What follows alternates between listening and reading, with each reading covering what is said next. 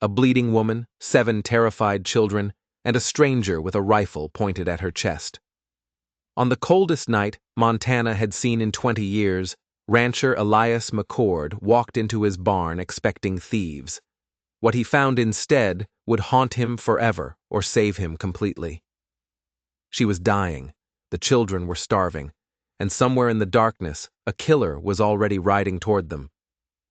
Stay with me until the very end and drop a comment telling me what city you're watching from. I want to see just how far this story travels. The wind came first. It swept down from the Beartooth Mountains like something angry, something with teeth tearing across the open range of southeastern Montana with a fury that made even the hardiest cattle turn their backs and huddled together for warmth. The year was 1887, and winter had arrived 3 weeks early with the kind of vengeance that old-timers would talk about for decades afterward if they survived it. Elias McCord stood at the frost-covered window of his cabin, watching the snow pile against the fence posts until they disappeared entirely. The glass was so cold it burned his fingertips when he touched it, and his breath formed small clouds that crystallized almost instantly against the pane. Behind him, the fire crackled and popped in the stone hearth, the only sound in a house that had grown far too quiet over the past 2 years. He was 43 years old, though he looked older. The sun and wind of Montana had carved deep lines into his face, and grief had added a few more.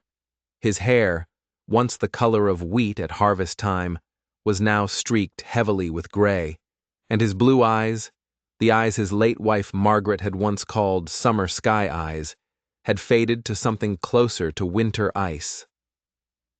The clock on the mantel read 10:30 when he heard it. At first, Elias thought it was the wind playing tricks on him. Sound traveled strangely during storms like this, bouncing off snowdrifts and frozen trees, creating echoes where none should exist. He turned away from the window, reaching for the cup of coffee that had long since gone cold on the table. Then he heard it again. A crack, sharp, unmistakable. That wasn't wind. That wasn't a tree branch breaking under the weight of ice. That was gunfire. Elias moved without thinking, grabbing his Winchester rifle from above the fireplace and shrugging into the heavy buffalo hide coat that hung by the door. His boots were still warm from sitting near the fire, and he was grateful for that small mercy as he stepped out into the howling darkness. The cold hit him like a physical blow, 20 below zero at least, maybe colder. The kind of cold that could kill a man in minutes if he wasn't careful. The kind that froze the moisture in your nose and made your lungs ache with every breath. Snow swirled around him in thick curtains, reducing visibility to nearly nothing. Another shot cracked through the night, and this time Elias could tell it came from the direction of his barn, a massive structure some 200 wide ED from the main house, built to shelter livestock during exactly this kind of brutal Montana winter. Hunters, he muttered to himself, though even as he said it, he knew it didn't make sense. No hunter worth his salt would be out in weather like this, and certainly not firing shots in the middle of the night. He pushed through the drifts, the snow already up past his knees in places, his rifle held ready across his chest.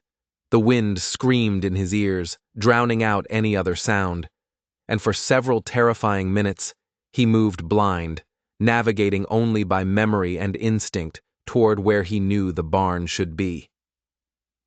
When he finally reached the massive doors, he paused. Something was wrong.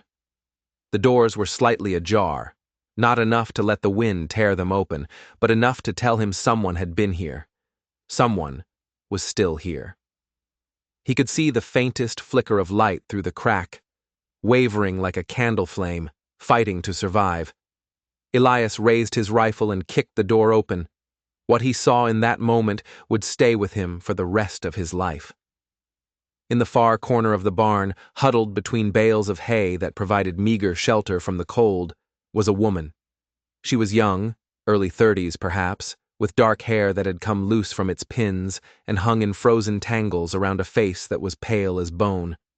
Her dress, once blue, was torn and stained with something dark that Elias recognized immediately. Blood.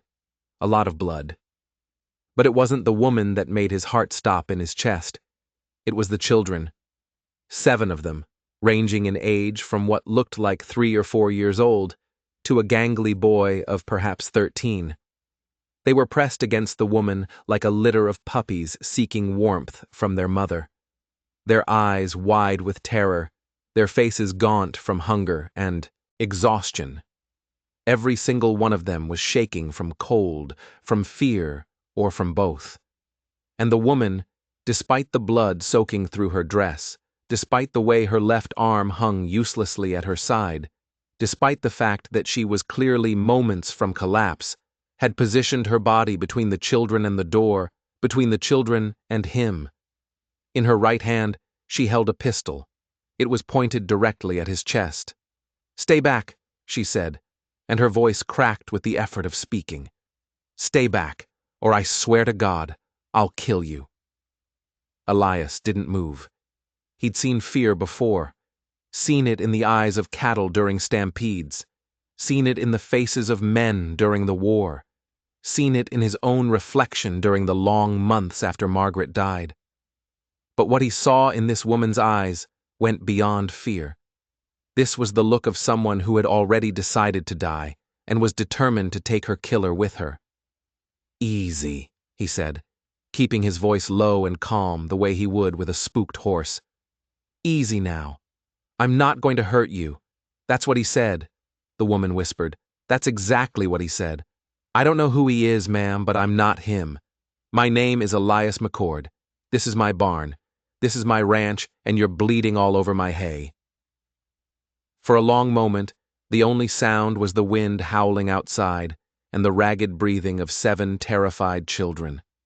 The woman's gun hand trembled, whether from weakness or cold or both, and Elias could see her fighting to keep it steady. "You could be working for him," she said. "You could be one of his men." "I'm not working for anyone. It's just me here, just me and about 60 head of cattle that are going to be pretty upset if you bleed out in their barn."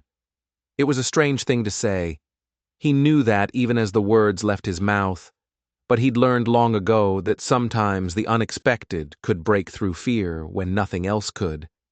And sure enough, something shifted in the woman's eyes. Not trust, not yet, but something. "If you're going to shoot me," Elias continued slowly, "at least let me put down my rifle first. Seems only fair." He didn't wait for her answer. Moving with exaggerated care, he bent and placed the Winchester on the frozen ground, then straightened up with his hands raised slightly, palms out. "There," he said. "Now you've got all the guns, and I've got nothing. Feel better?" The woman's arms sagged, the pistol dropping a few inches before she caught herself and raised it again. But the effort cost her. Elias could see it in the way her face went even paler, in the way her whole body swayed. "Mama," one of the children whispered. A little girl couldn't have been more than 5, with blonde hair that was matted with dirt and something that might have been blood. "Mama, I'm cold." The woman glanced down at the child, and in that moment of distraction, Elias saw the wound clearly for the first time, high on her left shoulder near the collarbone, a bullet wound, and one that had been left untreated for what looked like at least a day, maybe longer. The flesh around it was swollen and angry red, the edges of the wound crusted with dried blood and, God help her, the greenish tinge of infection. If she didn't get help soon, she was going to die, probably before morning. "She's not your mama, is she?" Elias asked quietly, nodding toward the little blonde girl. The woman's jaw tightened. "She's mine now. They all are." "How long since you've eaten, any of you?" No answer, but the way the children's eyes fixed on him at the mention of food told him everything he needed to know. "There's a fire in my cabin," Elias said. "Warm beds. I've got venison stew that's been simmering all day and bread that I baked this morning. It's not much, but it's hot, and there's plenty of it." Why would you help us? The woman's voice was barely a whisper now. You don't know us. You don't know what we've done. I know you're bleeding. I know those children are starving, and I know that whatever you're running from, you won't outrun it if you're dead. The pistol wavered again, and this time it dropped to her side. She didn't seem to have the strength to raise it anymore. He's coming, she said. He'll find us. He always finds us. Who? My brother-in-law, Caleb Rowe. The name meant nothing to Elias, but the terror in her voice said everything. Is he the one who shot you? A single nod. Then here's what's going to happen, Elias said. And now his voice carried a different kind of authority. The authority of a man who had survived war and loss and the brutal indifference of the Montana wilderness. You're going to let me help you to my cabin. We're going to get those children fed and warm, and then we're going to deal with that wound before it kills you.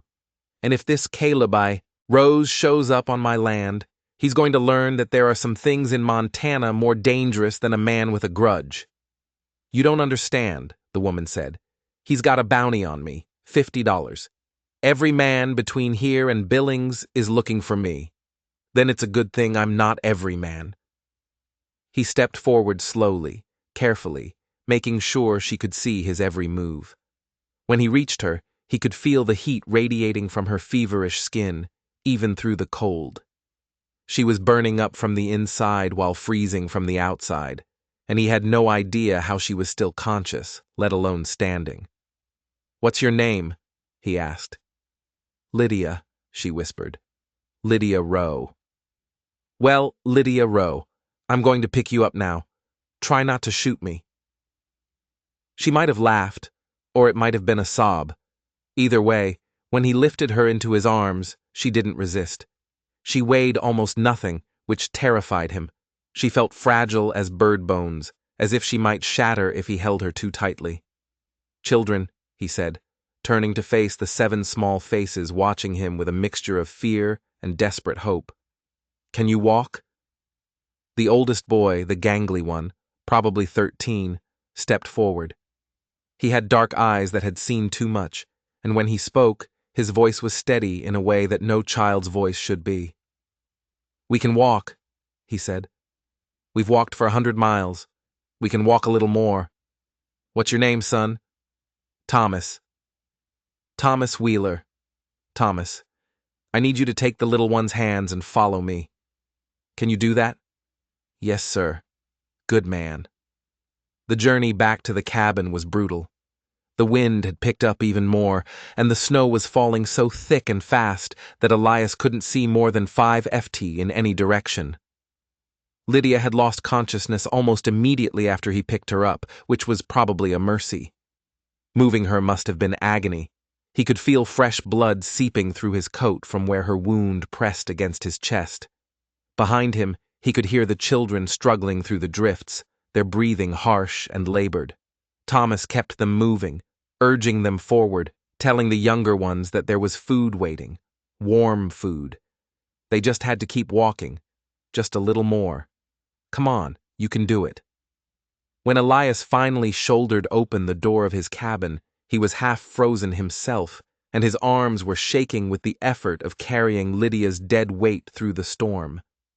He laid her down on the rug before the fire as gently as he could manage, then turned to usher the children inside.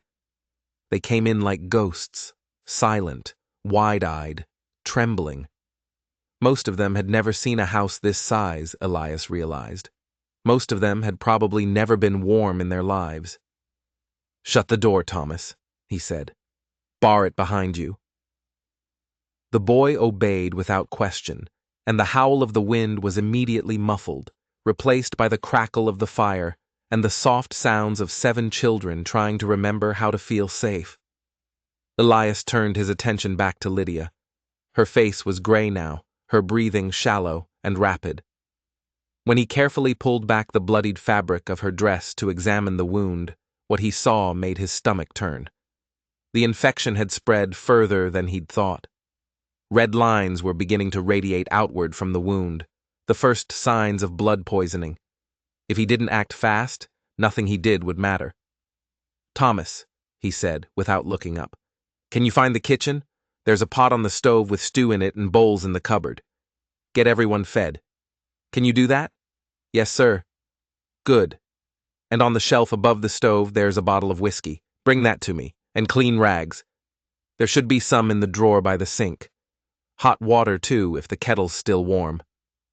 The boy moved quickly, efficiently, and Elias felt a surge of gratitude for his competence. He didn't have time to worry about the children right now. He had to focus on keeping Lydia alive. The next hour was the longest of Elias's life. He worked by firelight and instinct, drawing on skills he hadn't used since the war. The bullet was still in there. He could feel it when he probed the wound, a hard lump of metal that had lodged itself against her collarbone. It needed to come out. The infection needed to be drained.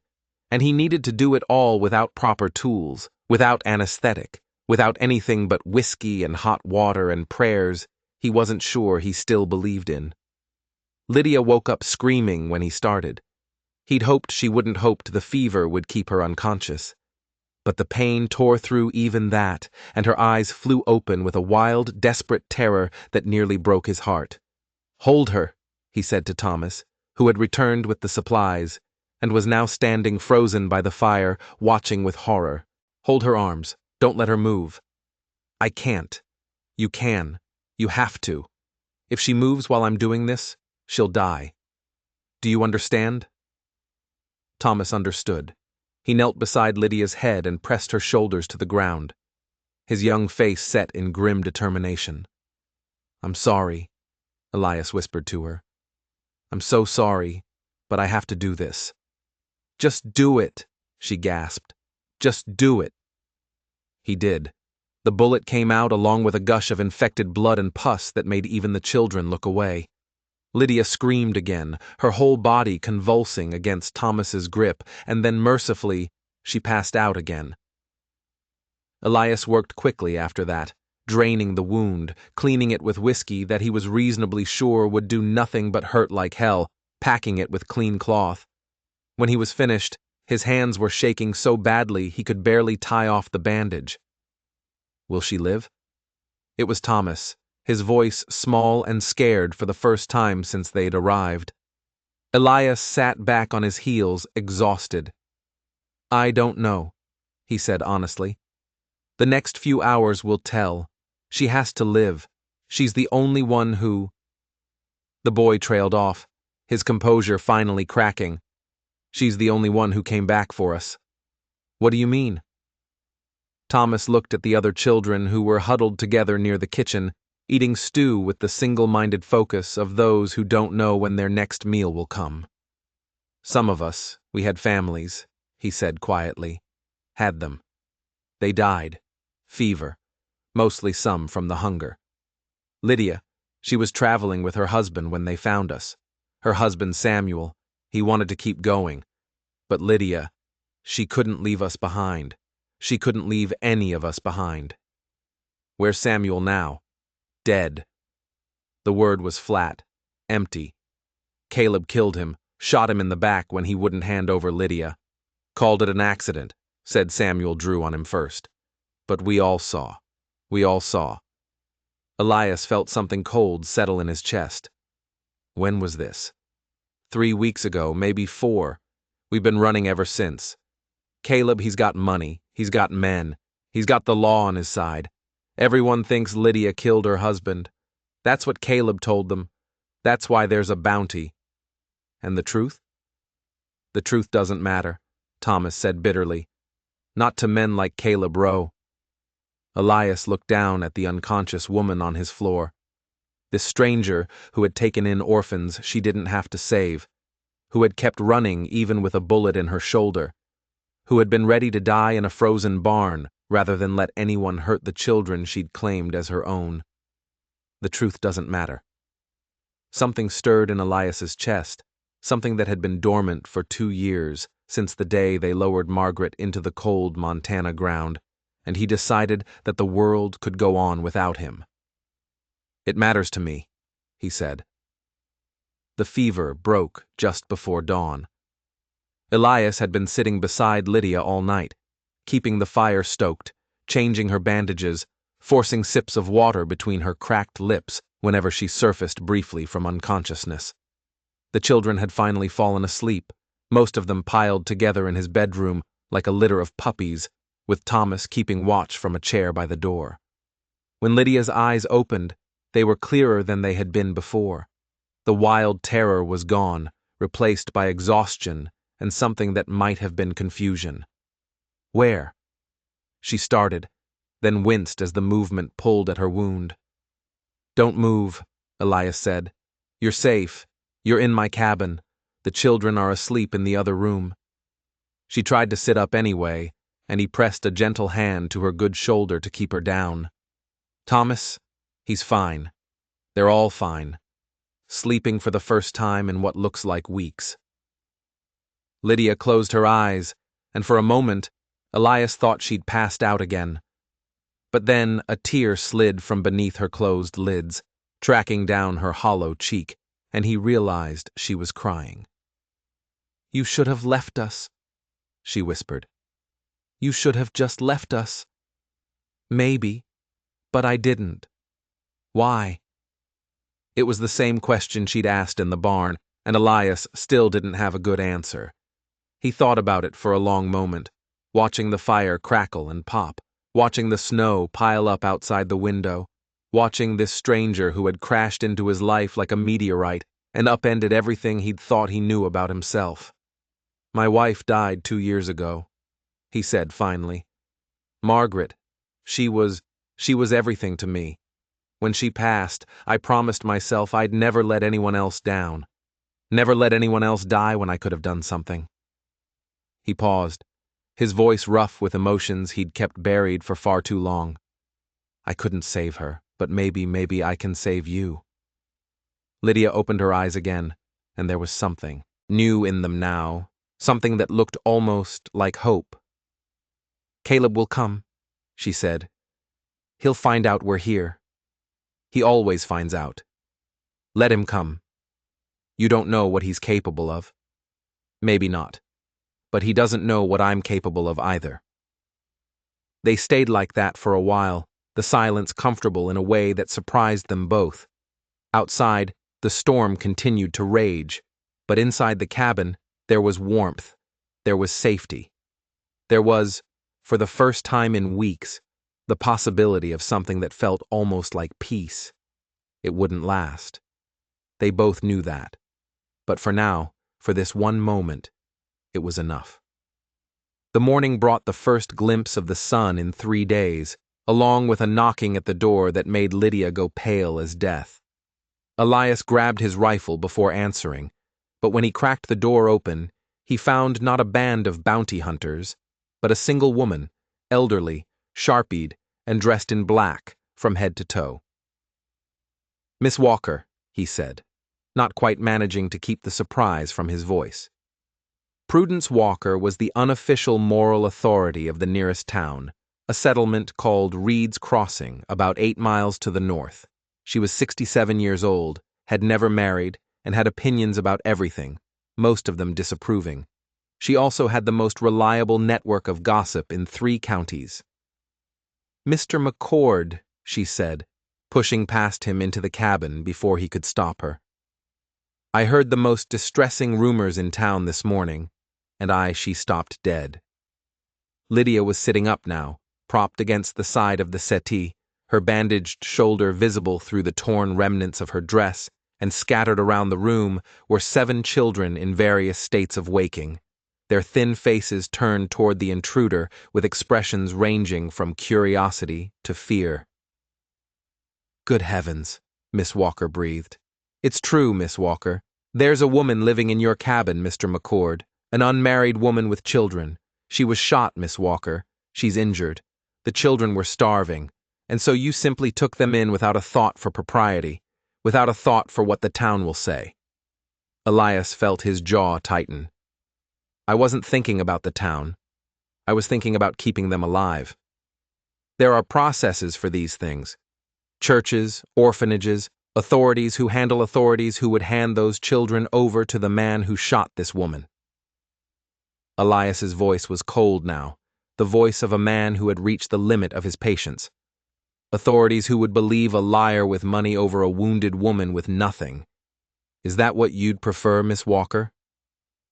Prudence Walker's mouth opened and closed several times without producing sound.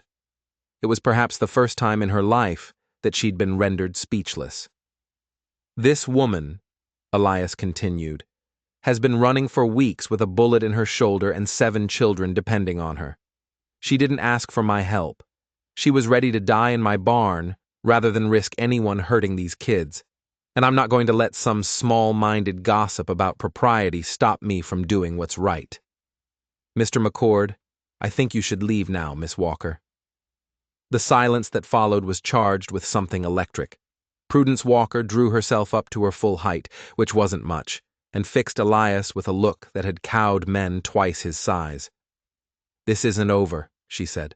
The town will hear about this. The sheriff will hear about this. And when the truth comes out about that woman, and whatever it is she's running from, I'm running from the man who murdered my husband. The voice was weak but steady, and everyone turned to look at Lydia. She had pushed herself fully upright now, her face pale from the effort, her dark eyes blazing with a fire that seemed impossible given her condition. My name is Lydia Rowe. My husband was Samuel Rowe, and his brother Caleb killed him, shot him in the back while he was protecting me and these children from being separated and sold off like cattle. Caleb claims I'm the killer because that's what men like him do. They lie. They use their money and their power to twist the truth until no one can remember what really happened. And the only reason I'm still alive is because this man, she nodded toward Elias, saw something worth saving in a barn full of strangers. Miss Walker's face had gone through several transformations during this speech, from outrage to shock to something that might have been uncertainty. I've heard a different story, she said, though her voice had lost some of its edge. I'm sure you have. Caleb's been spreading his version for weeks. But I have 7 children who saw the truth. 7 witnesses who watched a man gun down his own brother because he wanted what his brother had. Are you going to believe a murderer, Miss Walker? Or are you going to believe the people who were there? The question hung in the air like smoke. Prudence Walker looked at the children, at Thomas, who met her gaze without flinching, at the little blonde girl who had crept close to Lydia and was now clutching her hand, at the others, thin and scared, but alive. Alive because of this woman, alive because of this man. Something shifted in her expression. The sheriff will need to hear this, she said finally, the whole story properly. Then send for him, Elias said. But until then, these people are under my protection, and anyone who tries to take them, anyone, is going to have to go through me first. Miss Walker held his gaze for a long moment. Then, slowly, she nodded. I'll be back, she said, with the sheriff. She turned and left without another word, letting in a blast of cold air before the door swung shut behind her. Elias released a breath he hadn't realized he'd been holding. His heart was pounding, his hands shaking slightly from the confrontation. He turned to find Lydia watching him, with an expression he couldn't quite read. You didn't have to do that, she said softly. You didn't have to defend me. Yes, I did. Why? He thought about the question, thought about Margaret, about the promises he'd made and broken, about the long years of silence and solitude and grief. Thought about this woman and these children who had stumbled into his life like a gift from a God he'd almost stopped believing in. Because you were worth defending, he said. The days that followed took on a strange rhythm. Lydia's wound healed slowly but steadily, thanks to Elias's rough doctoring and her own stubborn will to survive. The children settled into the cabin like they'd always been there. Thomas taking charge of the younger ones, making sure they ate and washed and didn't get underfoot, while the little blonde girl, whose name was Emma, Elias learned, attached herself to Lydia with a devotion that was almost painful to witness. Elias found himself adapting to the chaos with surprising ease. He'd spent 2 years rattling around this cabin alone, letting it grow dusty and silent and cold. Now it was filled with noise, with children's laughter and arguments, and the constant patter of small feet. It should have been overwhelming. Instead, it felt like coming home after a long journey he hadn't known he'd been on. "You're good with them," Lydia said one evening, watching him help young Matthew, a quiet boy of about 8 with a shock of red hair, practice his letters by the fire. "Better than you think." Elias looked up, startled. "Margaret and we always wanted children. It never happened. I'm sorry, don't be. That was a different life." He set down the chalk they'd been using to mark on a slate. "What about you? You said some of these children aren't yours. None of them are. Not by blood." Lydia's voice was quiet, but steady. "Samuel and I found Thomas first in a ditch outside of Bosezeman, more dead than alive. His whole family had been taken by cholera, then the others, one by one. Emma's mother died in childbirth. Marcus's father was a miner who never came back from a cave-in. The twins," she nodded toward 2 identical girls about 10 years old, "were being beaten by the people who were supposed to be caring for them. And little Peter. We found Peter wandering alone on the prairie. He couldn't even tell us his own name. So you just took them all?" "What else could I do?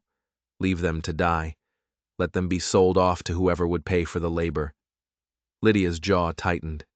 Samuel's family has money. Old money. The kind that thinks it can do anything it wants. Caleb, he had plans for these children. Plans that made me sick to even think about. So when Samuel said we were taking them west to start fresh, I didn't argue. I didn't care about the money or the land or any of it. I just wanted them safe. And now Samuel's dead. And Caleb wants them back. Not because he cares about them. He doesn't care about anyone but himself. But because they're his property now in his mind. His brother's property. And Caleb Rowe has never let go of anything that belonged to him. Elias was quiet for a long moment. Outside, the wind had picked up again.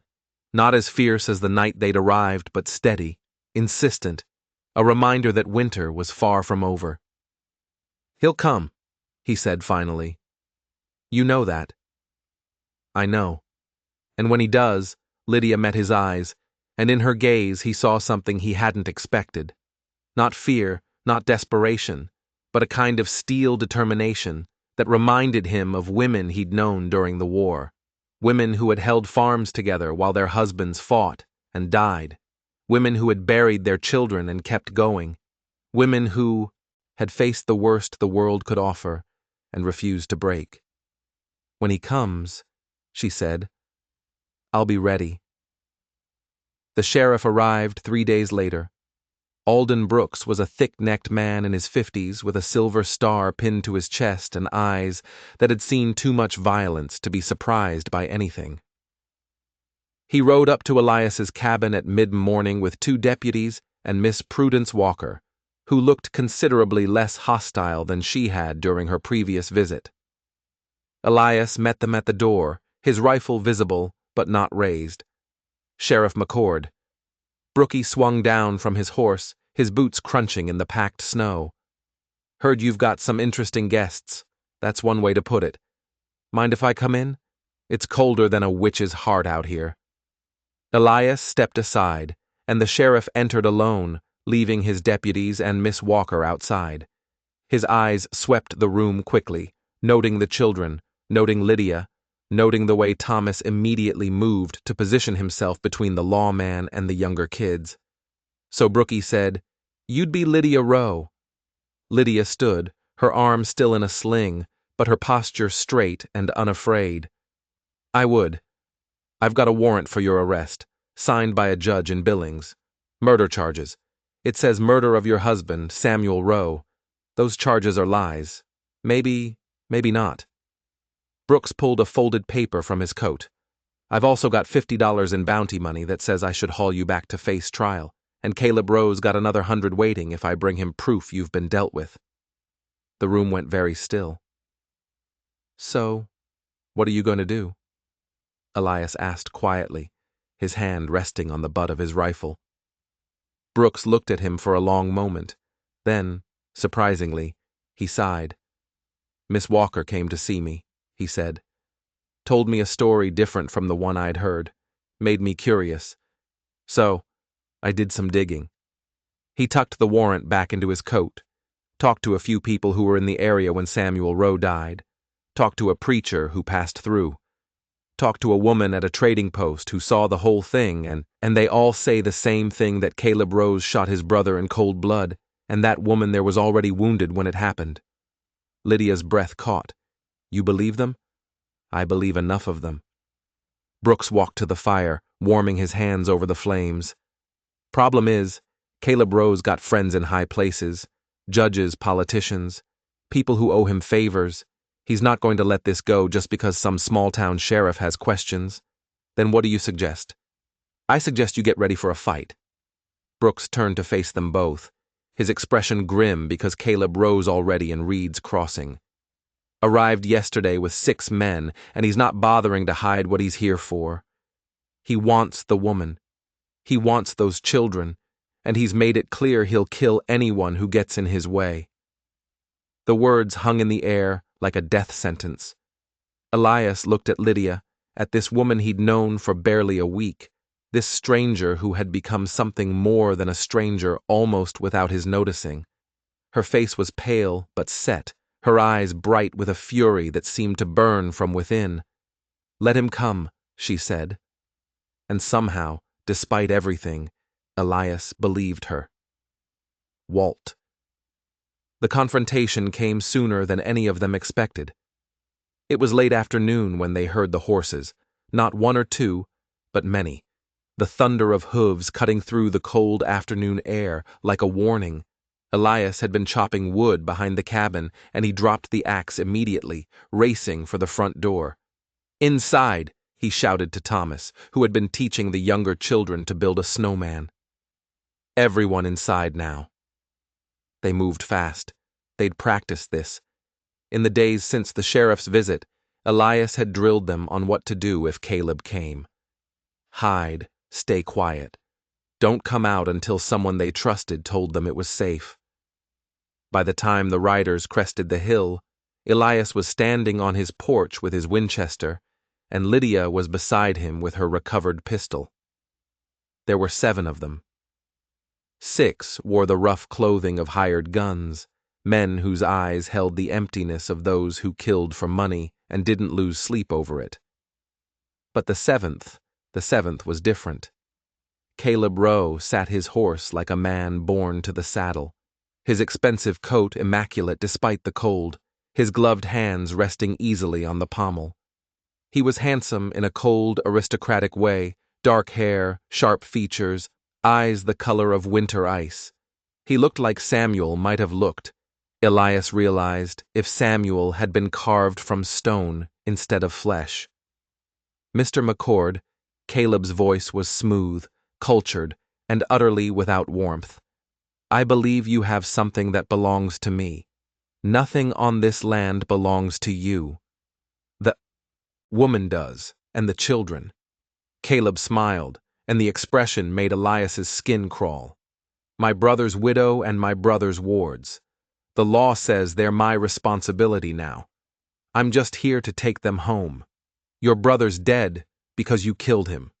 Now that's an interesting accusation.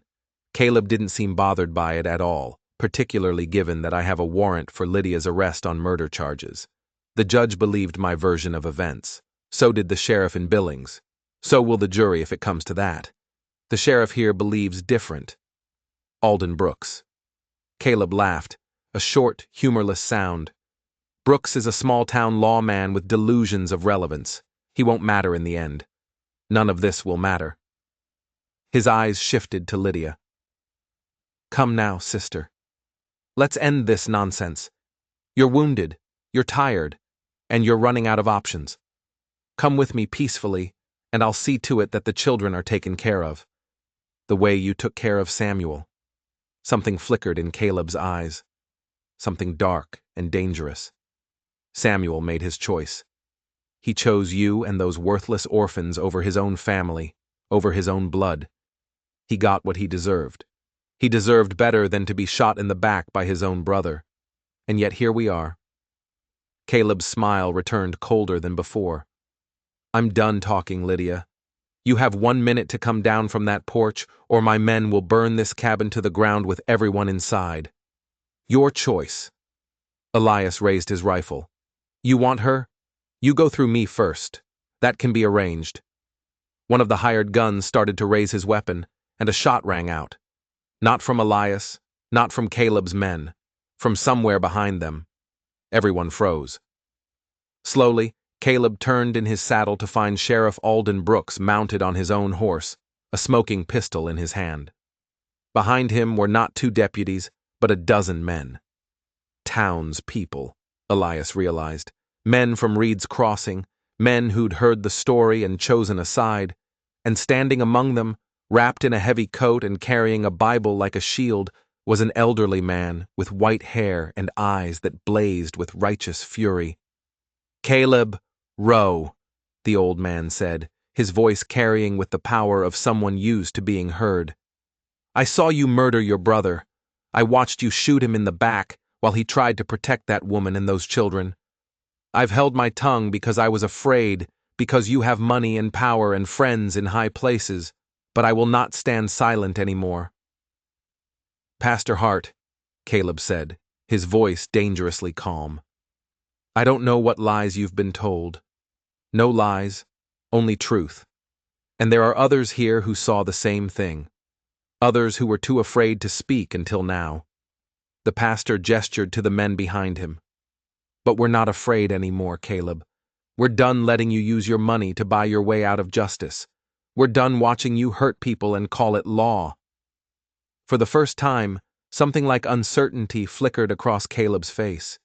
His eyes swept over the assembled townspeople, counting them, weighing the odds, calculating his options. This isn't over, he said finally. Yes, it is. Sheriff Brooks nudged his horse forward. Caleb Rowe, you're under arrest for the murder of Samuel Rowe. Surrender your weapons and come peacefully, or we'll take you by force. The moment stretched like wire about to snap. Then, one of Caleb's hired guns went for his weapon, and the world exploded into chaos. Shots rang out. Horses screamed. Men shouted and fell, and blood stained the white snow red. Elias fired and kept firing, his rifle kicking against his shoulder, while Lydia emptied her pistol into the melee with deadly accuracy. When the smoke cleared, 4 of Caleb's men were dead, and 2 more were wounded. Caleb himself was on the ground, disarmed with Sheriff Brooks's boot on his chest and a gun pointed at his head. I said surrender, Brooks growled. Caleb laughed, a broken, bitter sound. You have no idea what you've done. I have friends, but your friends aren't here, and when word spreads about what really happened to your brother, I don't think they'll be your friends much longer. Brooks hauled him to his feet. Caleb Rowe, you're under arrest, and this time, justice isn't for sale. The aftermath was quiet. Elias stood on the porch as they led Caleb away, watching until the last horse disappeared over the hill. Beside him, Lydia was trembling, not from cold, but from the release of months of terror. It's over, she whispered, as if she couldn't quite believe it. It's really over. Not yet, Elias said gently. There will still be a trial, testimony, all of that, but we'll face it together. The question was small, vulnerable, so different from the steel-spined woman who had pointed a gun at him in his own barn a week ago. And yet somehow, hearing her ask it, Elias felt something shift inside his chest, something that had been frozen for 2 years, slowly beginning to thaw. Together, he said. Behind them, the door creaked open, and 7 small faces peered out, frightened and hopeful and waiting to see if the world was finally safe. Lydia turned to them, and despite everything, despite the wound that was still healing, Despite the tears tracking down her face, despite all the horrors she'd survived, she smiled. "It's okay," she said. "We're okay. We're home." And as Elias watched her gather those children into her arms, he realized that for the first time in 2 years, he believed that was true. The silence that followed Caleb's arrest was strange and terrible. For 3 days, no one came to the ranch. No riders appeared on the horizon. No shots echoed across the frozen landscape. The wind still howled down from the mountains, and the snow still fell in thick curtains that buried the fence posts and made the world feel small and closed in. But there was a different quality to the quiet now.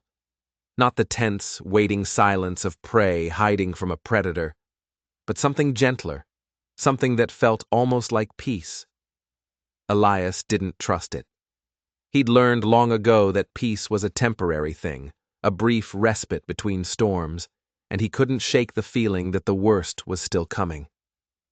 Caleb Rowe was in the Reed's Crossing jail, but Caleb Rowe had money and influence and friends in places that a small-town sheriff couldn't reach. The battle had been won, but the war was far from over. Still, there was work to be done. The morning after the confrontation, Elias woke before dawn as he always did, his body conditioned by decades of ranching to rise with the first gray light of approaching day. But this morning was different. This morning, when he padded out of his small bedroom toward the main room of the cabin, he found that he was not alone. Lydia was sitting by the fire, her wounded arm still in its sling, her face pale and drawn in the flickering light. She hadn't heard him approach. Her eyes were fixed on the flames, and there was something in her expression that made Elias's chest tighten with an emotion he couldn't quite name. "You should be resting," he said quietly, not wanting to startle her. She looked up, and he saw that she'd been crying. The tracks of tears still glistened on her cheeks, though her eyes were dry now. And when she spoke, her voice was steady. "I couldn't sleep. Every time I close my eyes, I see him. Samuel. I mean, the way he looked when he fell, the way the blood spread across the snow." She paused, her jaw tightening. "I keep thinking about all the things I should have done differently, all the ways I could have saved him." Elias crossed to the fire and lowered himself into the chair beside her. His bones ached from the cold. They always did these days. And he took a moment to let the warmth seep into him before he spoke. "You can't save everyone, Lydia. God knows I've learned that lesson hard enough. But he was my husband. He trusted me to push to what? Stop a bullet with your bare hands? See into the future and know that Caleb would choose that moment to turn murderer?" Elias shook his head. "Samuel died protecting you and those children.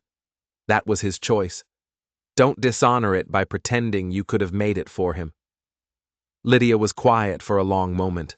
The fire crackled and popped, sending up small showers of sparks that danced briefly in the air before dying. "How do you do it?" she asked finally. "How do you live with it? The guilt, the grief, all of it." "I don't know that I do. Not well, anyway." Elias stared into the flames, remembering, "When Margaret died, I wanted to die too. Came close a few times, but then I'd wake up in the morning and the cattle would need feeding, and the fences would need mending. And somehow the work kept me going, even when I didn't want to be kept going." He paused. "I suppose that's the secret if there is one. You just keep moving forward one day at a time until the weight of it gets a little lighter. It never goes away completely, but it gets lighter. And if it doesn't, then you find something worth carrying it for."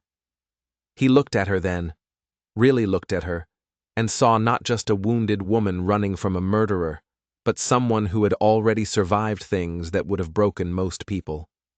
Someone who had kept 7 children alive through hunger and cold and violence. Someone who had faced death in his barn and refused to surrender. "Those children," he said, "they're worth carrying it for. You know that as well as I do." Lydia's eyes filled with fresh tears, but she was smiling now. A small, fragile thing, but real. "Thank you," she whispered. "For everything, for saving us, for standing up to Caleb," for she trailed off, shaking her head. "I don't even know how to thank you properly. You don't have to thank me. Just get some rest. We've got a long road ahead." She nodded, but she didn't move from her chair. And after a moment, Elias realized she didn't want to be alone. So he stayed where he was, watching the fire, and together they sat in comfortable silence as the first light of dawn began to creep across the frozen landscape outside. The children woke gradually over the next hour, emerging from the bedroom in ones and twos like small, sleepy ghosts. Thomas was first, as always. The boy had taken on the role of protector so completely that Elias sometimes forgot he was only 13. He checked on each of the younger children with quiet efficiency, making sure they were dressed warmly, making sure they hadn't kicked off their blankets in the night. Then came the twins, Rachel and Rebecca, who were so identical that Elias still couldn't tell them apart half the time. They moved in perfect synchronization, finishing each other's sentences and communicating in a private language of glances and gestures that no one else could quite decode. Marcus was next, a sturdy boy of 9 with dark skin and darker eyes that held a weariness born of too many disappointments. He'd been the hardest to reach, Elias had noticed, the most suspicious of kindness. But even Marcus had started to thaw over the past few days, had started looking at Elias with something other than distrust. Little Emma came running out as soon as she was awake, making a beeline for Lydia with the single-minded devotion that had characterized her from the beginning. She climbed into Lydia's lap without asking permission, tucking her blonde head under Lydia's chin and wrapping her small arms around Lydia's waist. "Good morning, sweetheart," Lydia murmured, pressing a kiss to the top of Emma's head. "Did you sleep well?" "I dreamed about horses," Emma said seriously. "Big ones, brown ones. They were running and running, and I was running with them. That sounds like a wonderful dream. Can I have a horse someday?" Lydia's eyes met Elias's over Emma's head, and something passed between them, an acknowledgement of all the uncertain futures that lay ahead. "Maybe someday," Lydia said. "We'll have to wait and see." Matthew shuffled out next, the red-haired boy who had been practicing his letters with Elias the night before. He was quiet and serious, prone to long silences and sudden questions that revealed a mind far more active than his demeanor suggested. And finally, little Peter, the youngest at barely 4 years old, the one they'd found wandering alone on the prairie, the one who still sometimes woke screaming from nightmares he couldn't describe. Elias watched them all settle around the cabin's main room, and he was struck by how quickly they'd made this space their own. Just a week ago, this cabin had been a tomb, a monument to grief and loneliness, and everything he'd lost when Margaret died. Now it was full of life, full of noise, full of the kind of chaos that he'd once thought he'd never experienced. It should have felt overwhelming. Instead, it felt like something he hadn't even known he was missing. "I'll make breakfast," Thomas announced, already heading for the kitchen. "Mr. McCord, do we have any eggs?"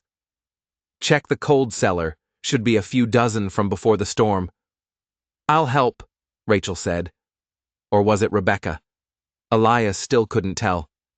"Me too," her twin added, and the three of them disappeared into the kitchen, leaving the others clustered around the fire.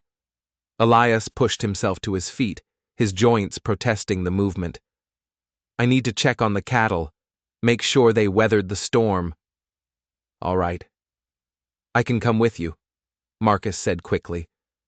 And there was something almost eager in his voice, a hunger for purpose, for usefulness, for the chance to prove himself. "All right, bundle up warm. It's cold enough to freeze your breath before it leaves your mouth." The boy was ready in minutes, wrapped in one of Elias's old coats that hung past his knees and made him look even younger than he was. Together, they stepped out into the brilliant white world of the morning after the storm. The sun was fully up now, blazing off the snow with an intensity that made Elias squint. The sky was impossibly blue, that deep, endless Montana blue that he'd fallen in love with the first time he'd seen it decades ago. Now the ranch spread out before them, the buildings half buried in drifts, the fence posts marking boundaries that the snow had erased.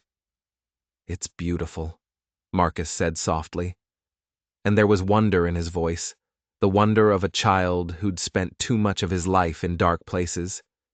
"It is cold. As death, but beautiful. Did you build all this yourself?" "Most of it. The cabin was already here when I bought the land. Belonged to a trapper who died in a blizzard back in '72. But the barn, the fences, the outbuildings, Margaret and I built all of that together. Margaret was your wife." "She was. What happened to her?" The question was blunt, almost clinical the way children's questions often are. Elias was quiet for a moment, his boots crunching in the packed snow as they walked. "Fever," he said finally. "Came on sudden, the way fevers do out here. One day she was fine, laughing, talking about the garden she wanted to plant in the spring. 3 days later, she was gone. I'm sorry. So am I." They walked in silence after that, making their way to the barn where the cattle had sheltered during the storm. The animals were fine, cold and hungry, but alive. And Elias spent the next hour forking hay and breaking ice in the water trough while Marcus watched and learned and asked questions that revealed a quick mind and a genuine interest in the work. "Could you teach me?" Marcus asked finally as they were heading back to the cabin. "To do all this, I mean the ranching." "I could if you wanted to learn." "I do." The boy's voice was fierce with a conviction that surprised Elias. "I want to learn how to do things. Real things. Things that matter, not just survive." Elias looked at him. This child who'd been beaten and abandoned and left to die by a world that should have protected him, and felt something crack open in his chest. "Then I'll teach you," he said. "Starting tomorrow." Marcus's smile was like sunrise. The days settled into a rhythm after that. Elias would rise early, check on the cattle, tend to the endless chores that kept a ranch running through a Montana winter. Thomas and Marcus usually joined him, learning the work with an eagerness that made up for their inexperience. The twins helped Lydia in the cabin, cooking and cleaning and caring for the younger children. And slowly, gradually, the hollow shell of a house that Elias had lived in for 2 years began to feel like something else entirely. It began to feel like a home. Lydia's wound healed faster than Elias had dared hope. Within a week, she was out of the sling, though the arm was still stiff and weak. Within 2 weeks, she was helping with the household work, her natural competence reasserting itself now that she wasn't running for her life. She organized the cabin with quiet efficiency, creating systems and routines that kept 7 children fed and clothed and occupied without driving anyone to madness. And at night, after the children were asleep, she and Elias would sit by the fire and talk. They talked about everything: their pasts, their fears, their hopes for a future that neither of them quite dared to believe in. Lydia told him about her childhood in Virginia, about meeting Samuel at a church social, about the early years of their marriage when everything seemed possible. Elias told her about the war, about coming west to escape his memories, about finding Margaret and building a life that had ended far too soon. "I never thought I'd find anything like that again," he admitted one night, his voice rough with emotions he'd kept buried for too long. "After Margaret died, I figured that was it, that I'd used up my share of happiness, and the rest of my life would just be waiting." Waiting for what? To die, I suppose. To join her. Lydia was quiet for a long moment. The fire had burned low, casting dancing shadows across the walls of the cabin, and somewhere in the other room, one of the children murmured in their sleep. "I know what you mean," she said finally. After Samuel died, after we started running, there were nights I thought about just giving up, just letting Caleb win. The only thing that kept me going was them, the children. They needed me. I couldn't abandon them just because I was tired of fighting. You're braver than you know. I'm not brave, I'm just stubborn. Isn't that the same thing? She laughed at that, a real laugh, full and warm. And Elias felt something shift in his chest, something that had been dormant for 2 years, slowly stirring back to life. He didn't have words for what he was feeling, didn't know if he wanted words for it. All he knew was that this woman and these children had crashed into his life like a meteor, and nothing would ever be the same again. The trouble started, as trouble often does, with a knock at the door. It was mid-morning, about 3 weeks after Caleb's arrest, and Elias was helping Matthew with his arithmetic at the kitchen table, while Lydia supervised the twins' attempts at bread-making. The cabin was warm and noisy, and full of the kind of domestic chaos that Elias had come to love. And Clear's throat, when the knock came, everyone went still. "Stay here," Elias said, his hand automatically moving to the rifle that was never far from reach. He crossed to the door and opened it to find Miss Prudence Walker standing on his porch for the second time in as many weeks. But this time, she wasn't alone. Beside her was a man Elias didn't recognize, tall, thin, with a pinched face and spectacles that reflected the weak winter sun. "Mr. Accord," Miss Walker said, and her voice had none of the hostility it had carried during her first visit. "May we come in? This is Mr. Harold Finch from the Territorial Orphan Society." Elias's blood went cold. He stepped back to let them enter, his mind racing. The Orphan Society.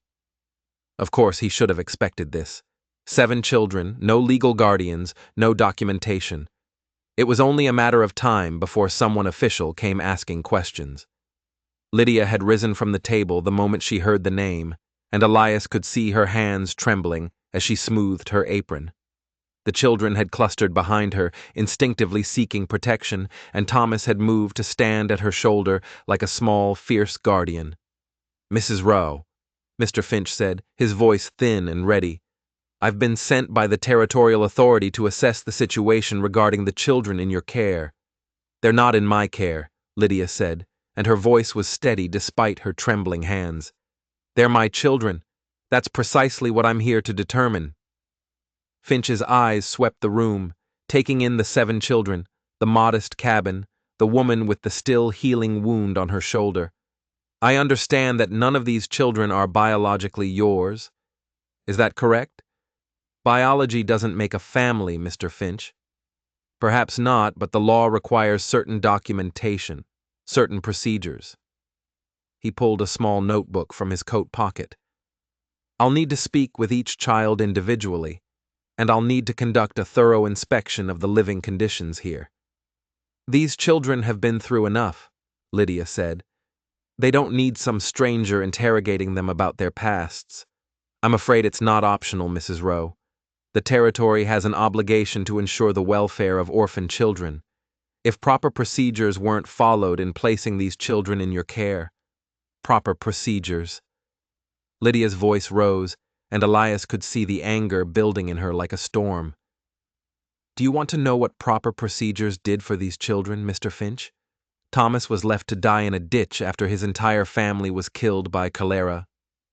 Emma's mother bled to death giving birth to her, and the proper procedures were going to send her to a workhouse. Marcus was beaten so badly by his proper guardians that he couldn't walk for a week. And Peter."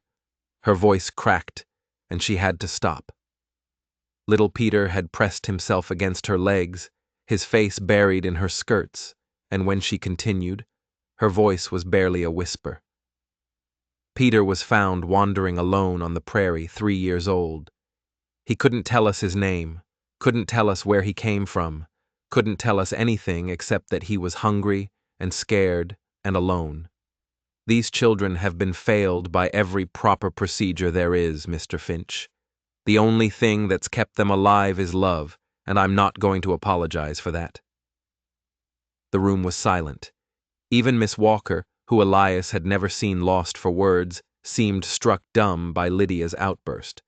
Mr. Finch adjusted his spectacles. Be that as it may, nothing.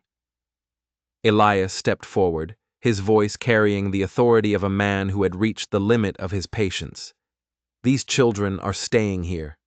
They're not going to any orphan society. They're not going to any workhouse. And they're not going to any proper placement that separates them from the only person who's ever truly cared for them. Mr. McCord, I appreciate your sentiment, but the law almost let Caleb Rowe get away with murder. The law put a bounty on this woman's head for a crime she didn't commit. So, you'll forgive me if I don't have much faith in what the law says about what's best for these children. Finch's face had gone red. This is highly irregular. I'll have to report whatever you want. But until you come back with more than a notebook and a condescending attitude, these children aren't going anywhere. For a long moment, the two men stared at each other. Then, to Elias's surprise, Miss Walker stepped forward. Mr. Finch, she said, perhaps I might have a word with you outside. Finch looked like he wanted to argue, but something in Miss Walker's expression stopped him. He nodded stiffly and followed her out the door, leaving Elias and Lydia and 7 very frightened children in the sudden silence. What's going to happen? Thomas asked, his voice barely above a whisper. Are they going to take us away? No, Elias said firmly. No one is taking anyone anywhere. But that man said, I don't care what that man said. You're staying here, all of you. You can't promise that, Marcus said, and his voice was bitter with the wisdom of a child who'd been promised things before and seen those promises broken. You can't promise anything. Elias looked at the boy, at all of them, and felt the weight of what he was about to say settle onto his shoulders like a physical burden. You're right, he said. I can't promise anything. The world doesn't work that way, and pretending it does would be a lie. But I can tell you this. I will fight for you. Every single one of you. I'll fight until there's no fight left in me. And then I'll fight some more because you deserve someone who won't give up on you. And from now on, that someone is me. The children stared at him. Lydia stared at him. And in the silence that followed, Elias realized that he meant every word. When Miss Walker returned a few minutes later, she was alone. Mr. Finch has agreed to postpone his assessment, she said, and there was something different in her voice, something almost like respect. I've convinced him that the children are in no immediate danger and that a more thorough investigation can wait until the legal situation with Caleb Rowe is resolved. How did you manage that? Lydia asked. Miss Walker's lips twitched in what might have been a smile. I reminded him that the territory has more pressing concerns than separating children from the people who love them, and I may have mentioned that I have considerable influence with the territorial governor's wife. She paused. It won't hold forever. Eventually someone will need to address the children's legal status, but for now, you have time. Thank you, Elias said, and meant it. Don't thank me yet. Miss Walker's expression was serious. There's something else. Something I came to tell you before Mr. Finch insisted on tagging along. What is it? Caleb Rowe's lawyers have arrived from Billings.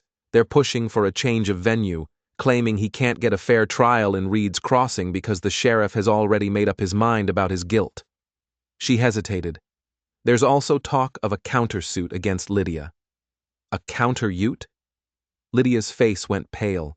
For what? Kidnapping the children.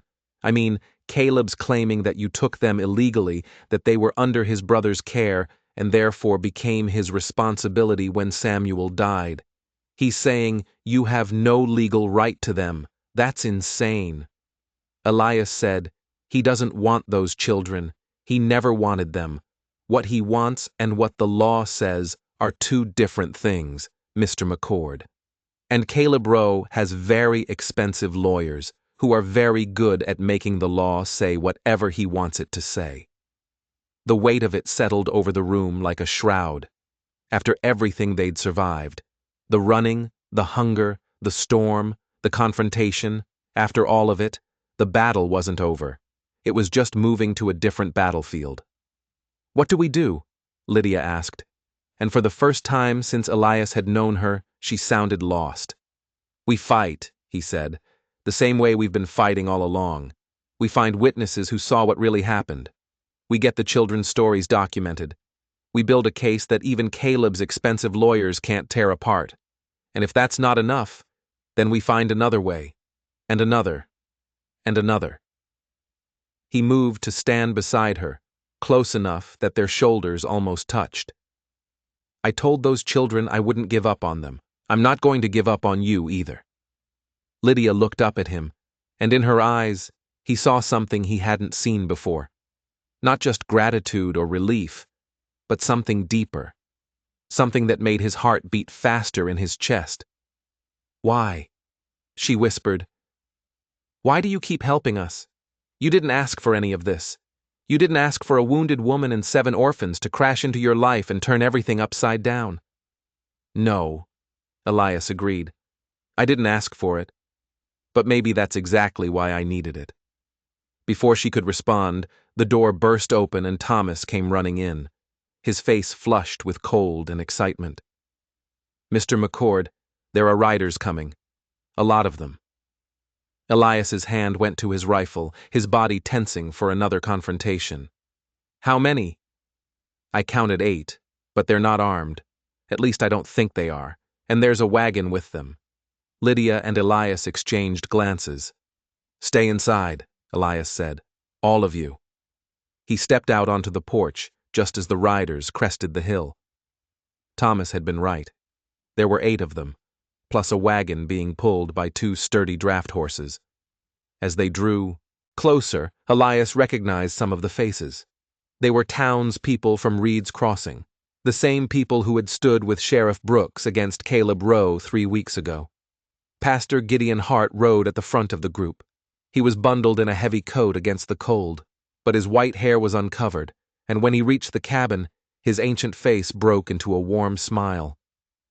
"Mr. McCord," he called out, "we come bearing gifts." "Gifts?" The town took up a collection. The pastor dismounted with the careful movements of a man well into his 70s. When word got around about the children, about what Mrs. Rowe had done for them, what you'd done to help them, people wanted to contribute. The other riders had begun unloading the wagon, and Elias watched in stunned silence as they carried item after item toward his cabin. Blankets, clothes, food, more food than he'd seen in one place in years, toys for the children, books, medicine, all the things that a family of 9 would need to survive a Montana winter. "This is too much," Elias heard himself say. "Nonsense." Pastor Hart climbed the porch steps and gripped Elias's shoulder with a strength that belied his age. "These children have already been through hell. The least we can do is make sure their future is a little brighter. But I don't understand. After everything, after the gossip, the suspicion, why would people do this?" The pastor's eyes were kind. "Because people are capable of more than you give them credit for, Mr. McCord. When Miss Walker first came to town talking about a strange woman and a pell of children living in sin on your ranch, there were plenty who were ready to condemn without question. But then we heard the whole story. We heard about Caleb Rowe, about what really happened to Samuel, about these children and everything they'd survived. And we realized that sometimes what looks like scandal is actually just love finding a way to survive in an unforgiving world." Elias didn't know what to say. For 2 years, he'd kept himself apart from the town, nursing his grief and his solitude, convinced that the world had nothing left to offer him. And now here were these people he'd barely spoken to, people he dismissed as gossips and busybodies, showing up with everything his strange, unexpected family needed. "Thank you," he managed finally. "I don't thank you. Don't thank me. Thank him." Pastor Hart pointed upward. "I'm just the delivery man." By the time the townspeople finished unloading the wagon, the cabin was overflowing with supplies. The children ran from pile to pile, exclaiming over new clothes and toys and books they'd never owned before. Lydia stood in the middle of it all, tears streaming down her face, overwhelmed by the generosity of strangers. Pastor Hart stayed for dinner. They squeezed around Elias's table, all 11 of them, and ate venison stew and fresh bread while the pastor told stories about the early days of Reed's Crossing, about the people who had settled this harsh land and the community they'd built against all odds. "This territory attracts a certain kind of person," he said, buttering a slice of bread. "People who are running from something, or toward something. People who failed everywhere else, and figure they might as well try their luck where failure is the norm. But the ones who survive, the ones who make it through the winters and the droughts and the isolation, they learn something important. They learn that no one makes it alone, that we're all carrying wounds, all fighting battles, and the only way to survive is to carry each other." "Is that why you testified against Caleb?" Lydia asked. "Why you broke your silence after all those months?" The pastor's face grew somber. "I should have spoken up sooner. I knew what he was capable of. I'd seen the way he looked at his brother with jealousy and resentment and something darker underneath, but I was afraid. Afraid of what he might do. Afraid of the power he wielded." He shook his head slowly. "When I saw you in that barn, Mrs. Rowe saw you ready to die protecting those children. I realized that my fear was a sin, that staying silent while evil flourishes is just another form of complicity." "You came when it mattered," Elias said. "That's what counts, perhaps. But I'll carry the weight of those lost months for the rest of my days." The pastor turned to look at the children who had finished eating and were now exploring the piles of supplies with barely contained excitement. "They're beautiful, you know. All children are, but these ones especially. They've seen the worst of humanity, and they're still capable of joy." "That's a miracle." "It's Lydia," Elias said without thinking. "She's the miracle. She kept them alive when anyone else would have given up." Lydia's face flushed. "I did. What anyone would do." "No, you did what most people wouldn't even dream of doing. Don't diminish that." Their eyes met across the table, and the pastor smiled knowingly, but said nothing. Later that night, after the children were asleep, and the pastor had departed with promises to return, Elias and Lydia sat by the fire, as they had so many times before. But tonight felt different. Tonight, the air between them was charged with something unspoken. "Can I ask you something?" Lydia said finally. "Anything. Earlier when you said you needed this, needed us.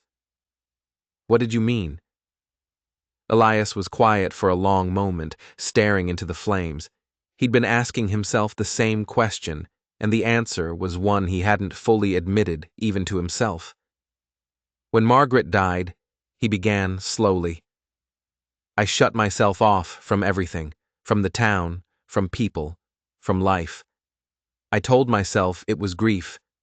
And maybe at first it was, but somewhere along the way, it became something else. It became fear. Fear of losing again. Fear of caring about someone and having them taken away. It was easier to be alone, to not feel anything, than to risk that kind of pain again. And now I look at you and those children, and I realize that I was already dead. Had been for 2 years. I was breathing and eating and going through the motions, but I wasn't alive. Not really." He turned to face her, and the firelight caught the emotion in his eyes. "You brought me back, Lydia. You and those 7 impossible children. You reminded me what it means to care about something, to fight for something, to be alive." Lydia's breath caught. "Elias, I know it's too soon. I know there's so much still uncertain. The trial, the children's legal status, all of it. And I'm not asking for anything. I just needed you to know that whatever happens, whatever comes next, I'm grateful for all of it. Even the gunfire and the blood and the government officials and the terror, I'm grateful because it brought you here." The silence stretched between them, filled with everything they hadn't said and everything they were afraid to say. Then Lydia reached out and took his hand, her fingers intertwining with his. "I'm grateful too," she whispered. They sat like that until the fire burned low, holding hands in the darkness, two wounded people finding their way back to life together. The summons came a week later. Sheriff Brooks rode out personally to deliver it, his face grim as he handed the official document to Elias. "Caleb's lawyers got their change of venue," he said. "The trial's been moved to Billings and they've issued subpoenas for Lydia and the children to appear as witnesses." "Witnesses for what?" "For Caleb's countersuit. They're claiming the children were unlawfully taken from their legal guardian, meaning Caleb, as Samuel's only living relative. If they win, the children will be removed from Lydia's care and placed under Caleb's control." Lydia had come to stand beside Elias, and he felt her hand grip his arm with desperate strength. "He'll kill them," she whispered. "Or worse. He doesn't want them. He just wants to hurt me. If he gets those children, he won't get them." Elias's voice was iron. "I don't care what we have to do. He won't get them. The trial's in 3 weeks. Brooks said, "You'll need a lawyer, a good one. Caleb's got 3 of the best in the territory, and they're not going to go easy on you. Do you know anyone?" "There's a man in Billings, Henry Marsh. He's young, but he's sharp, and he's not afraid of taking on the big money. I've sent word to him already. He should be here within the week. Thank you, Sheriff." Brooks nodded, but his expression remained troubled. "There's something else. Something I didn't want to say in front of the children." "What is it?" "Caleb's offering a settlement. If Lydia drops her testimony against him in the murder case, he'll withdraw his suit for the children. He'll sign over guardianship to her, free and clear." The words hung in the air like poison. "You're saying he'll let us keep the children if I let him get away with murder?" Lydia said, her voice flat. "I'm saying that's what he's offering." "And what happens to him? He just walks free, goes back to his life like nothing happened?" Brooks' jaw tightened. "Probably. Without your testimony, without the testimony of the children, the case against him is circumstantial at best. A good lawyer could pick it apart, and if I refuse, if I testify, then he'll do everything in his power to take those children from you. He's got money, influence, and enough spite to make your life a living hell. You need to understand what you're up against." Lydia was silent for a long moment. Elias watched her face, watched the play of emotions across her features: anger, clear's throat; fear, determination, grief. When she finally spoke, her voice was steady as stone. "Samuel died protecting those children. He died believing they deserved a chance at a real life, not as property to be traded and sold. If I take Caleb's deal, I'm spitting on everything Samuel stood for. I'm letting his killer walk free while I pretend it never happened." She drew herself up, and despite everything, despite the fear that Elias knew must be turning in her gut, she looked like a queen facing down an army. "I won't do it," she said. "Whatever it costs, whatever happens, I won't let Samuel's death mean nothing. Caleb Rowe will face justice, and those children will know that someone somewhere cared enough to fight for what's right." Sheriff Brooks looked at her for a long moment. Then slowly, he smiled. "Ma'am," he said, "I do believe you're the bravest woman I've ever met. I'm not brave. I'm just too angry to be scared anymore." After the sheriff left, Elias found Lydia standing at the window, staring out at the frozen landscape, with an expression he couldn't quite read. "You didn't have to do that," he said quietly. "Take the deal, I mean. No one would have blamed you. I would have blamed me." She turned to face him. What kind of message would that send to those children? That justice can be bought? That the powerful can do whatever they want as long as they're willing to make a deal? They've already learned too many hard lessons about how cruel the world can be. I won't teach them that fighting for what's right is pointless. The trial won't be easy. Caleb's lawyers will try to destroy you. They'll bring up everything: your past, your relationship with Samuel, the way you took the children. They'll make you out to be a kidnapper, a manipulator, a fortune hunter. Let them try. Lydia's chin lifted. I know who I am. I know what I've done and why I did it. And I have something Caleb doesn't have. The truth. The truth doesn't always win in court. Then we'll make it win. She crossed the room and stood before him close enough that he could see the flecks of gold in her brown eyes. I need to know something, Elias. When we go to Billings, when we face Caleb and his lawyers and everyone who wants to see us fail, will you be there? Will you stand with me? You have to ask. I have to know. He reached out and cupped her face in his work-roughened hands, and for a moment the world narrowed down to just the two of them, this woman who had taught him to live again, and this man who had given her a reason to keep fighting. I'll stand with you, he said, through the trial and whatever comes after, through the good times and the bad, through anything and everything this world throws at us. I'll stand with you, Lydia Rowe. Today, tomorrow, for as long as you'll let me. The tears spilled over then, tracking down her cheeks and over his fingers. And when she spoke, her voice was barely a whisper. I was alone for so long. Even when Samuel was alive, I loved him. I did, but there was always a distance between us, something I couldn't cross. But with you, she shook her head, struggling for words. With you, I feel like I've finally found someone who sees me, really sees me, all of me. The fear and the anger and the desperate hope that somehow, impossibly, things might be okay. You see all of it and you don't look away. Why would I look away? You're the most beautiful thing I've ever seen. She laughed through her tears. I'm a mess. A wounded, exhausted, terrified mess. The most beautiful mess I've ever seen. Then this time when she laughed, there was joy in it. Real joy. Untainted by fear or grief or uncertainty. And when Elias leaned down to press his forehead against hers, breathing in the scent of her hair and the warmth of her skin, he felt something click into place inside him. This was what he'd been missing. This was what had been absent from his life for 2 long years. Not just love, though there was that too. Hope. Hope for a future that wasn't just survival, but something more, something better, something worth fighting for. The next 3 weeks passed in a blur of preparation. Henry Marsh arrived as promised, a young man in his early 30s with sharp eyes and a sharper mind. He spent hours interviewing Lydia and the children, documenting their stories, building a case that would stand up against Caleb's army of expensive lawyers. He was thorough, relentless, and utterly confident in a way that made Elias want to believe him when he said they had a fighting chance. The key is the witnesses, Marsh explained one evening, spreading papers across Elias's kitchen table. Pastor Hart, the sheriff, the town's people who saw Caleb's men attack the ranch.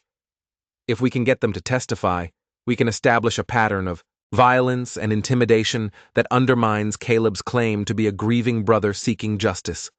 Will they testify? Some of them have families, businesses. Caleb's not above retaliation. I've spoken to most of them. They're scared, but they're willing. What happened at your ranch? The way the town came together to stand against Caleb, that changed things.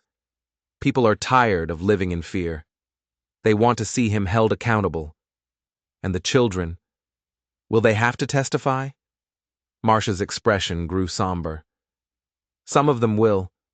Thomas, certainly he's old enough to give testimony, and he was a direct witness to Samuel's murder. Maybe 1 or 2 of the older ones as well.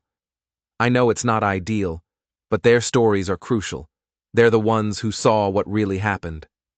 Lydia had been quiet throughout the conversation, her face pale but determined. I'll prepare them, she said. Thomas especially. He's stronger than he looks, but he's still just a boy. He shouldn't have to carry this burden. None of them should, Marsh agreed. But the burden exists whether they testify or not. At least this way it might lead to justice.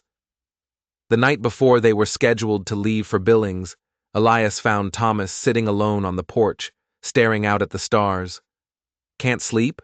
Elias asked, settling onto the bench beside him. "I keep thinking about what I'm going to say. In court, I mean about Mr. Samuel. You just tell the truth, son. That's all anyone can ask of you. But what if the truth isn't enough? What if those lawyers twist my words around, make me look like a liar?" Thomas's voice cracked. "Mr. Samuel was good to me. He and Mrs. Lydia, they were the first people who ever treated me like I was worth something. And now I'm supposed to stand up in front of strangers and talk about watching him die. And I'm supposed to be calm and clear and not mess it up, because if I mess it up, Caleb might win." And then Thomas Elias put a hand on the boy's shoulder. "Look at me." The boy looked up, his eyes bright with unshed tears. "You're not going to mess anything up. You've survived things that would have broken most grown men. You've kept those children together, kept them moving, kept them alive when the whole world was trying to tear you apart. That's not weakness, that's strength. And when you stand up in that courtroom tomorrow, all you have to do is tell the truth. The same truth you've been living with for months. The same truth that brought you here. And if it's not enough, then we'll find another way. But I believe in you, Thomas. I believe the truth will be enough, and I'll be right there in that courtroom every single day, reminding you that you're not alone." Thomas was quiet for a long moment. Then slowly, he nodded. "Okay," he said. "Okay, I can do this. I know you can." They sat together in silence after that, watching the stars wheel overhead. Two figures on the porch of a cabin that had somehow impossibly become a home. Tomorrow they would face Caleb Rowe and his lawyers and everything the law could throw at them. But tonight they had this: the quiet stars, the cold, clean air, and the knowledge that whatever came next, they would face it together. The journey to Billions took 4 days. They traveled in 2 wagons, one driven by Elias, carrying Lydia and the younger children, and another driven by Thomas, who had insisted he was old enough to handle the responsibility. Henry Marsh rode alongside on horseback, reviewing his notes and muttering to himself about legal precedents and witness testimony. Sheriff Brooks had sent 2 deputies to accompany them, partly for protection and partly as witnesses who could testify to Caleb's attack on the ranch. The weather held, but just barely. The sky remained a flat, steely, gray, threatening snow that never quite materialized, and the wind cut through their heaviest coats with a persistence that made Elias's bones ache. The children huddled together under piles of blankets, their breath forming small clouds in the frigid air, their faces pale with cold and apprehension. Little Emma hadn't spoken a word since they'd left the ranch. She clung to Lydia's hand with a desperate grip, her blue eyes wide and frightened, and nothing anyone said could coax more than a nod or a shake of her head from her. The twins whispered to each other constantly, their private language more active than ever, as if they were building a wall of words between themselves and the terrifying unknown that awaited them. Marcus had retreated into the sullen silence that had characterized him when they had first arrived, his dark eyes watchful and weary. Matthew kept asking questions that no one could answer. What will the courtroom look like? Will there be a lot of people? Will the judge be scary? Until Thomas finally told him, not unkindly, clear's throat, to save his questions for later. And Peter, the youngest, had developed a cough that worried Lydia and kept her up through the nights, listening to his labored breathing. On the 3rd night, camped beside a frozen creek about 20 mi from Billings, Elias found Lydia sitting alone by the fire after everyone else had gone to sleep. She was staring into the flames with the same expression she'd worn that first morning in his cabin, the expression of someone wrestling with ghosts. "You should rest," he said, settling beside her. "Tomorrow will be hard." "I know. I can't seem to quiet my mind." She pulled her coat tighter around her shoulders. "I keep thinking about what Caleb's lawyers will say, the things they'll accuse me of. They're going to make me out to be a monster. Elias, a kidnapper, a gold digger, a murderess, and the worst part is some people will believe them. Let them believe what they want. The truth will speak for itself. Will it? She turned to face him, and in the firelight, he could see the fear she'd been hiding from the children. I've been telling myself that for months. The truth will come out. Justice will prevail. But Caleb has money and power and connections, and all I have is a story that sounds too terrible to be true. What if the truth isn't enough? What if we lose? Elias was quiet for a moment, considering his answer. He could have offered empty reassurances, could have told her everything would be fine, that they would certainly win, that there was nothing to worry about. But she deserved better than platitudes. She deserved honesty. If we lose, he said slowly, then we appeal. We find new evidence. We keep fighting until there's nothing left to fight with. And then we find something else to fight with. I made you a promise, Lydia. I made those children a promise. And I don't break my promises. Even if it cost you everything. Your ranch, your reputation, your future. The ranch is just land. The reputation never mattered much to begin with. And my future. He reached out and took her hand, his rough fingers intertwining with hers. My future is sitting right next to me. My future is sleeping in those wagons. Whatever happens in that courtroom, my future is with you and those children. The rest is just details. Lydia's eyes filled with tears. But she was smiling now. A small, fragile thing. But real. How do you do that? She whispered. How do you make everything seem possible? I don't know that I do. I just know that some things are worth fighting for, and you're one of them. She leaned her head against his shoulder, and they sat like that until the fire burned low, two people finding strength in each other as they faced the battle of their lives. Billings was bigger than Elias had expected. The territorial capital sprawled across the valley floor, a jumble of wooden buildings and muddy streets that seemed to grow more chaotic the deeper they traveled into its heart.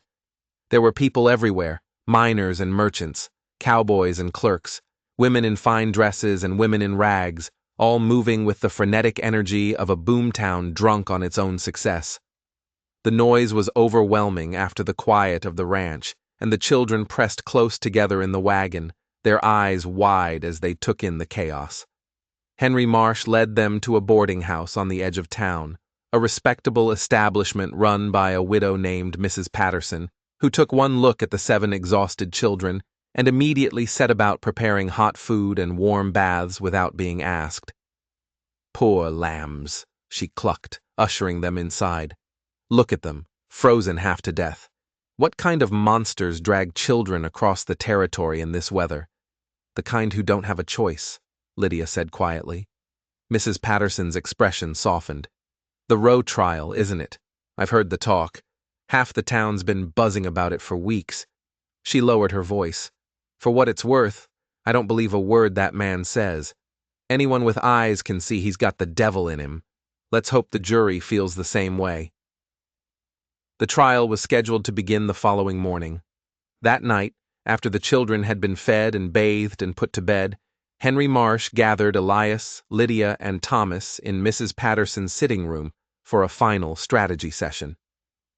The prosecution will present their case first, Marsh explained, spreading papers across the coffee table.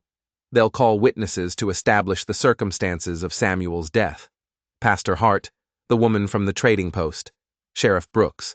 Then they'll call Lydia and the children to testify about what they saw. And Caleb's lawyers, Elias asked. They'll try to discredit every single witness. They'll question motives, poke holes in timelines, suggest alternative explanations for what happened. And when it's time for the defense to present their case, they'll paint Caleb as a grieving brother who was wrongfully accused by a scheming woman who wanted his family's money. That's absurd, Lydia said. I never wanted their money. I never wanted any of this. I know that. You know that.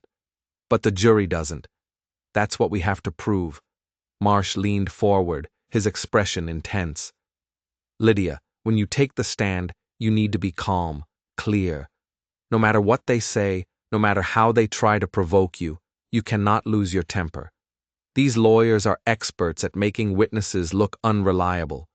The moment you get angry, the moment you seem defensive, they'll use it against you." "What about Thomas?" Elias asked. "He's just a boy. They can't possibly expect him to hold up against that kind of pressure. I've prepared him as best I can. He knows what to expect, and he knows how important his clear-throat testimony is." Marsh turned to the boy, who had been listening in silence. "Thomas, I need you to understand something. When you're up there, the only thing that matters is the truth. Don't try to be clever. Don't try to anticipate what they want you to say. Just answer the questions honestly, as simply as you can. Can you do that?" Thomas's jaw tightened, but his voice was steady when he answered, "Yes, sir. I can do that." "Good." Marsh began gathering his papers. "Get some sleep, all of you. Tomorrow we start fighting."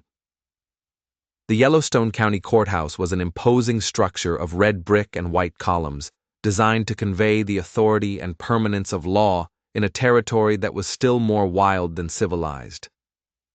When Elias and Lydia arrived the next morning with the children, a crowd had already gathered on the steps.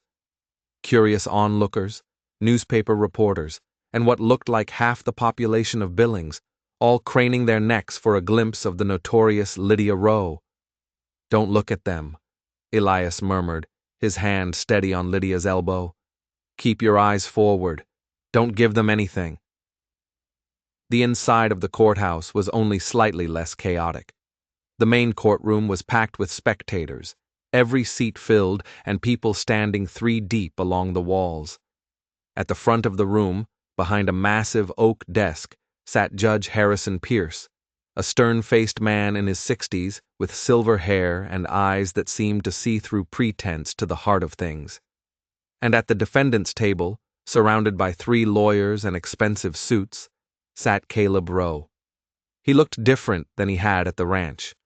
The rough traveling clothes had been replaced by a tailored suit of charcoal gray. His hair was neatly combed, and his face wore an expression of dignified suffering, the look of a man who had been wrongfully accused and was bravely enduring the injustice. When his eyes met Lydia's across the courtroom, he smiled, a small, knowing smile that made Elias's blood run cold. "All rise," the bailiff called out. "This court is now in session. The Honorable Judge Harrison Pierce presiding." The trial of Caleb Rowe had begun. The first day belonged to the prosecution. District Attorney William Foster was a burly man with a booming voice and a talent for making complex situations seem simple. He laid out the case against Caleb Rowe with the precision of a carpenter building a house. Each piece of evidence carefully placed, each witness testimony adding another layer to the structure. Pastor Gideon Hart was the first to take the stand. The old man looked frail under the harsh lights of the courtroom, but his voice was strong as he recounted what he had witnessed on that terrible day 3 months ago. "I was traveling to Helena to visit my sister," he said. "My route took me past the place where Samuel and Lydia Rowe had made camp with the children. I stopped to offer my blessings and perhaps share a meal." "And what did you see when you arrived?" Foster asked. "I saw Caleb Rowe and his men. They had surrounded the camp. Samuel was trying to protect his wife and the children, but he was outnumbered. I heard Caleb demanding that Samuel hand over the children. Said they were his property now, that Samuel had no right to them." "And what happened next?" Pastor Hart's voice wavered, but he pressed on. "Samuel refused. He said the children weren't property, that they were human beings who deserved to be loved, not sold. Caleb laughed, said Samuel had always been too soft for his own good. And then, take your time, Pastor." Then he drew his pistol and shot Samuel in the back. Samuel had turned away, turned to shield his wife, and Caleb shot him just like that, like he was putting down a dog. A murmur swept through the courtroom. Elias watched Caleb's face for any sign of guilt or shame. But the man's expression remained perfectly composed, a mask of polite interest, as if the pastor were describing something that had happened to someone else entirely. What happened after the shooting? Foster continued. There was chaos. Lydia was screaming. The children were crying. One of Caleb's men fired at Lydia, hit her in the shoulder. I think they meant to kill her too, to eliminate all the witnesses. But some of the other men balked at that. Shooting a man is one thing, but shooting a woman and children. The pastor shook his head. There was an argument. In the confusion, Lydia managed to gather the children and flee. I wanted to help, but I was an old man against armed killers. All I could do was watch. And you didn't report this to the authorities? No. The word came out heavy with shame. God forgive me. I was afraid. Caleb Rowe has money, power, influence. I'd seen what he was capable of.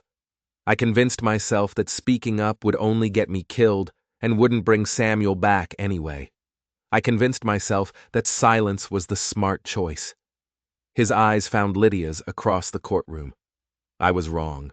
I was a coward, and I've regretted it every day since. The cross-examination was brutal. Caleb's lead attorney, a silver-tongued man named Prescott, approached the witness stand with the easy confidence of a predator circling wounded prey.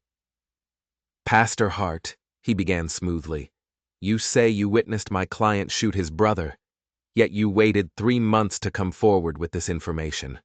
3 months of silence. Why is that? I told you I was afraid. Afraid? Yes, you mentioned that. But isn't it also true that you have a history of, let's call it, imaginative storytelling? Didn't you once claim to have seen angels descending from heaven during a revival meeting in Bosezeman?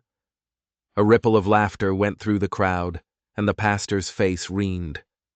That was a religious experience. It has nothing to do with... And isn't it also true that your eyesight has been failing for years?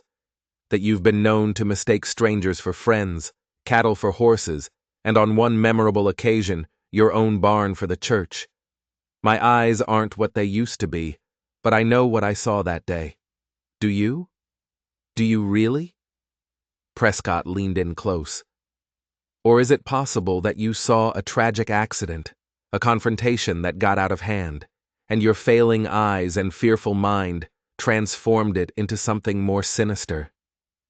Isn't it possible that my client was simply defending himself against a brother who had become violent and unstable? No, that's not what happened. But you can't be certain, can you? Not with your eyesight, not with your fear, not with 3 months of silence during which the story could have grown and changed in your memory. I know what I saw. Thank you, Pastor. No further questions. The pastor stepped down from the stand, looking older and more fragile than he had before. Elias caught his eye and nodded slightly, a silent acknowledgement of the courage it had taken to testify, regardless of how the cross-examination had gone. But the damage was done. Prescott had planted doubt, and doubt was all Caleb needed. The second day brought more witnesses. The woman from the trading post, Sheriff Brooks, 2 of the town's people who had stood against Caleb at the ranch. Each told their story, and each was systematically dismantled by Prescott's relentless questioning. By the time the prosecution rested, the case that had seemed so strong was beginning to show cracks. This is bad, Henry Marsh admitted that night, pacing the sitting room of the boarding house. Prescott is good, better than I expected. He's not trying to prove Caleb's innocence. He's trying to create enough doubt that the jury can't convict. What do we do? Lydia asked. We stick to the plan. Tomorrow, you take the stand. You tell your story. Everything that happened from the moment you met Samuel to the moment you found shelter at Elias's ranch. You make them see you as a person, not as the scheming villain Caleb's lawyers have been painting. And then he hesitated. And then what? And then Thomas testifies. He's our strongest witness. A child who saw everything, who has no reason to lie. If anyone can convince that jury of what really happened, it's him. He's just a boy, Elias said. Prescott will tear him apart. Maybe. Or maybe Thomas will surprise us all. Marsh stopped pacing and turned to face them. I've seen a lot of trials, and I've learned that you can never predict what will move a jury. Sometimes the most carefully constructed argument falls flat, and sometimes a single moment of genuine truth changes everything. We have the truth on our side. Now we have to trust that it's enough. The morning of the third day dawned gray and cold with a bitter wind that rattled the windows of the boarding house and seemed to seep through every crack and crevice. Lydia dressed carefully in her best dress, a simple blue cotton that had been mended so many times the original fabric was barely visible, and spent long minutes in front of the mirror trying to make herself look respectable without looking like she was trying too hard. "You're beautiful," Elias said from the doorway. She turned, her face pale with nerves. "I look like a woman who hasn't slept in days. You look like a woman who's about to fight for everything she loves. There's nothing more beautiful than that." Before she could respond, there was a knock at the door. It was Thomas, already dressed and ready, his young face set with determination. "It's time," he said. The courtroom was even more packed than it had been the previous days. Word had spread that Lydia Rowe herself would be testifying, and it seemed like half of Billings had turned out to watch. Elias found seats for the younger children near the back, where Mrs. Patterson had agreed to watch over them, and then made his way to the front row, directly behind the prosecution's table. He wanted Lydia to be able to see him when she looked up. He wanted her to know she wasn't alone. The prosecution calls Lydia Rowe to the stand. The walk from her seat to the witness stand felt like miles. Lydia could feel every eye in the room on her, could hear the whispers that followed in her wake. "Is that her? She doesn't look like a murderess. I heard she killed him for his money. I heard she seduced him away from his family. And it took every ounce of willpower she possessed to keep her head high and her steps steady." The bailiff held out a Bible. "Do you swear to tell the truth, the whole truth, and nothing but the truth?" "So help you God." "I do. Please state your name for the record." "Lydia Ann Rowe."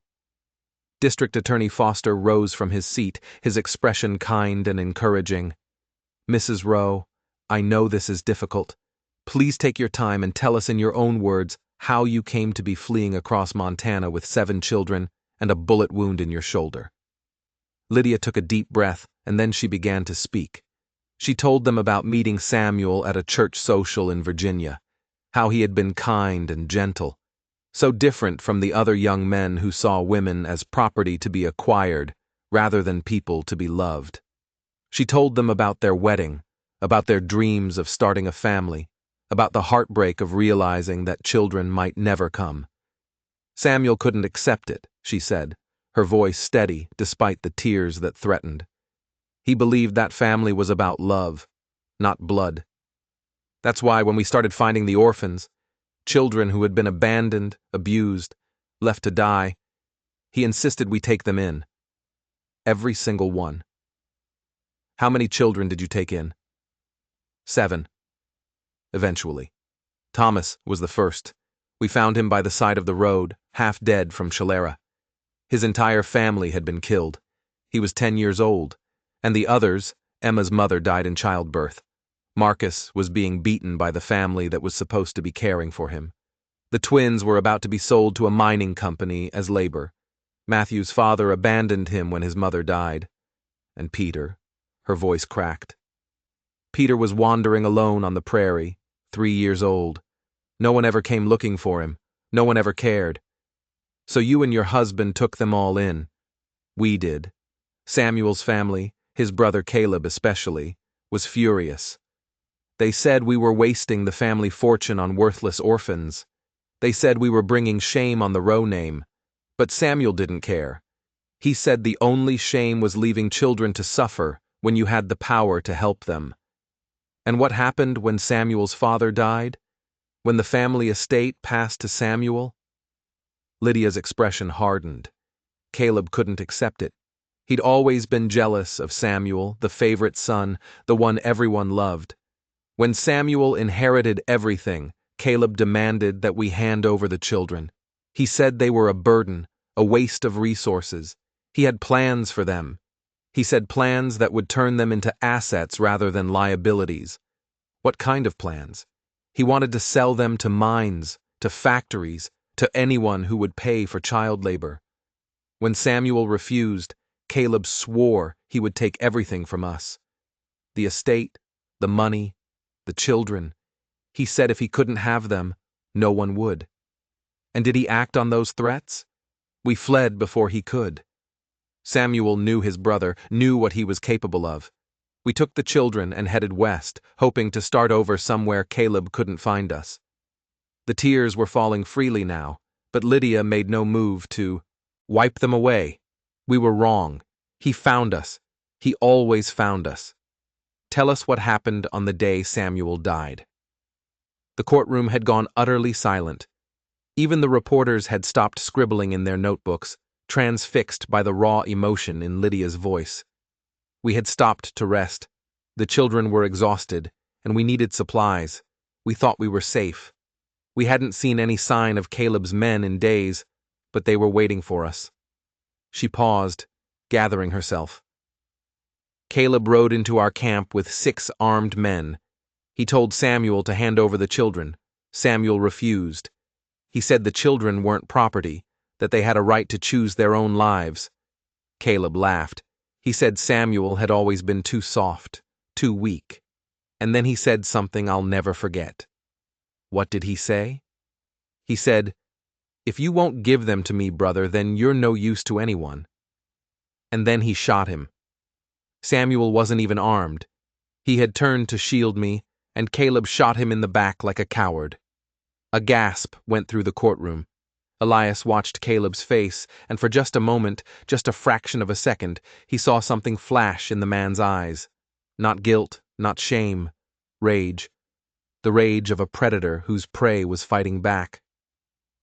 "What happened next?" Foster asked gently. "One of Caleb's men shot me. The bullet hit my shoulder.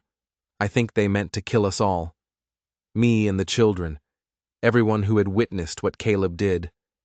But some of the men balked. They hadn't signed on to murder women and children. In the confusion, I managed to gather the children and run. We fled into the wilderness with nothing but the clothes on our backs, and you eventually made your way to Elias McCord's ranch. Yes, I don't know how many days we walked, 4, 5, maybe more.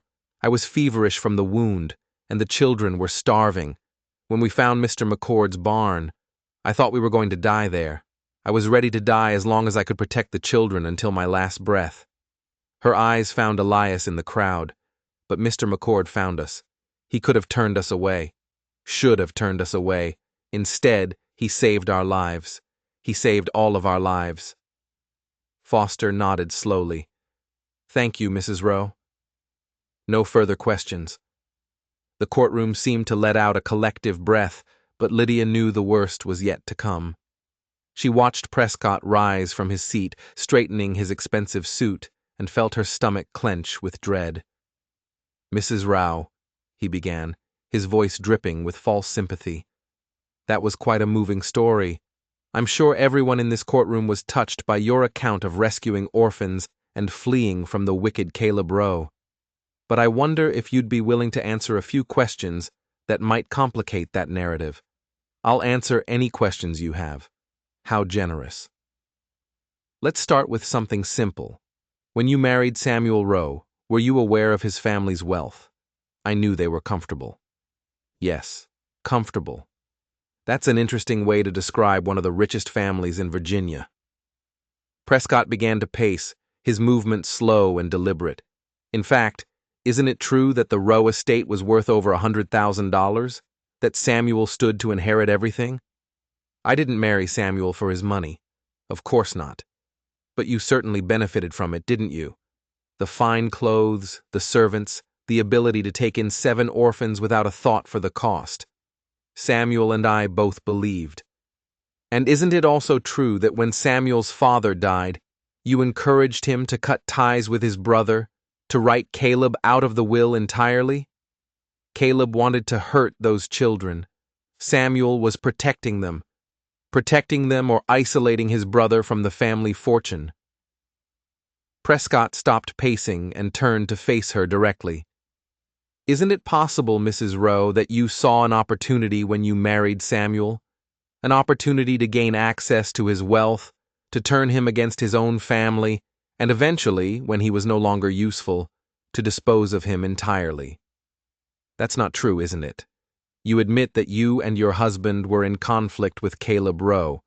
You admit that you fled with the children and the family's money, and you claim that Calb murdered Samuel. But isn't it convenient that the only witnesses to this alleged murder are yourself and 7 children who have every reason to tell whatever story you've taught them? I haven't taught them anything. They saw what happened. Did they? Or did they see what you wanted them to see? Prescott's voice had taken on a sharp edge. Let me paint a different picture for the jury, Mrs. Rowe. Let me suggest that you and your husband had a falling out, perhaps over money, perhaps over the children, perhaps over something else entirely. Let me suggest that, in a moment of anger, you shot your husband and then fled, taking the children as shields and telling anyone who would listen that Caleb Rowe was to blame. That's a lie. Is it? Then explain to me why you ran. If Caleb murdered your husband in cold blood, why not go to the authorities? Why not report the crime and trust the law to deliver justice? Because the law believed Caleb. Because he had money and influence, and he'd already put a bounty on my head for a murder I didn't commit, or because you knew that any investigation would reveal the truth that you, not Caleb, were responsible for Samuel's death. Lydia was shaking now, her composure finally cracking under the relentless assault. I loved my husband. I would never. No further questions. The silence that followed was deafening. Lydia sat frozen in the witness stand, tears streaming down her face, her hands gripping the wooden rail so tightly her knuckles had gone white. In the gallery, Elias was half out of his seat, restrained only by Henry Marsh's hand on his arm. The witness may step down, Judge Pierce said, his expression unreadable. Lydia walked back to her seat on legs that felt like they might give out at any moment. As she passed Caleb's table, she heard him whisper so quiet that only she could hear, I told you I would destroy you. She didn't respond. She couldn't. All she could do was keep walking, keep breathing, keep hoping that somehow, impossibly, the truth would still be enough. The afternoon session began with Thomas. He looked impossibly young as he walked to the witness stand, a 13-year-old boy in clothes that didn't quite fit. His dark hair combed back from a face that was too thin and too serious for someone his age, but his eyes were steady as he placed his hand on the Bible, and his voice didn't waver as he swore to tell the truth. Thomas, Foster began gently, I know this is difficult. Can you tell us in your own words what you remember about the day Samuel Rowe died? The boy was silent for a moment, his eyes fixed on something far away. When he spoke, his voice was quiet but clear. We had been traveling for weeks. Mrs. Lydia, Mrs. Rowe, she always said we were going somewhere safe, somewhere Caleb couldn't find us. But I could tell she was scared. Mr. Samuel was scared too, even though he tried not to show it. And what happened when Caleb Rowe arrived?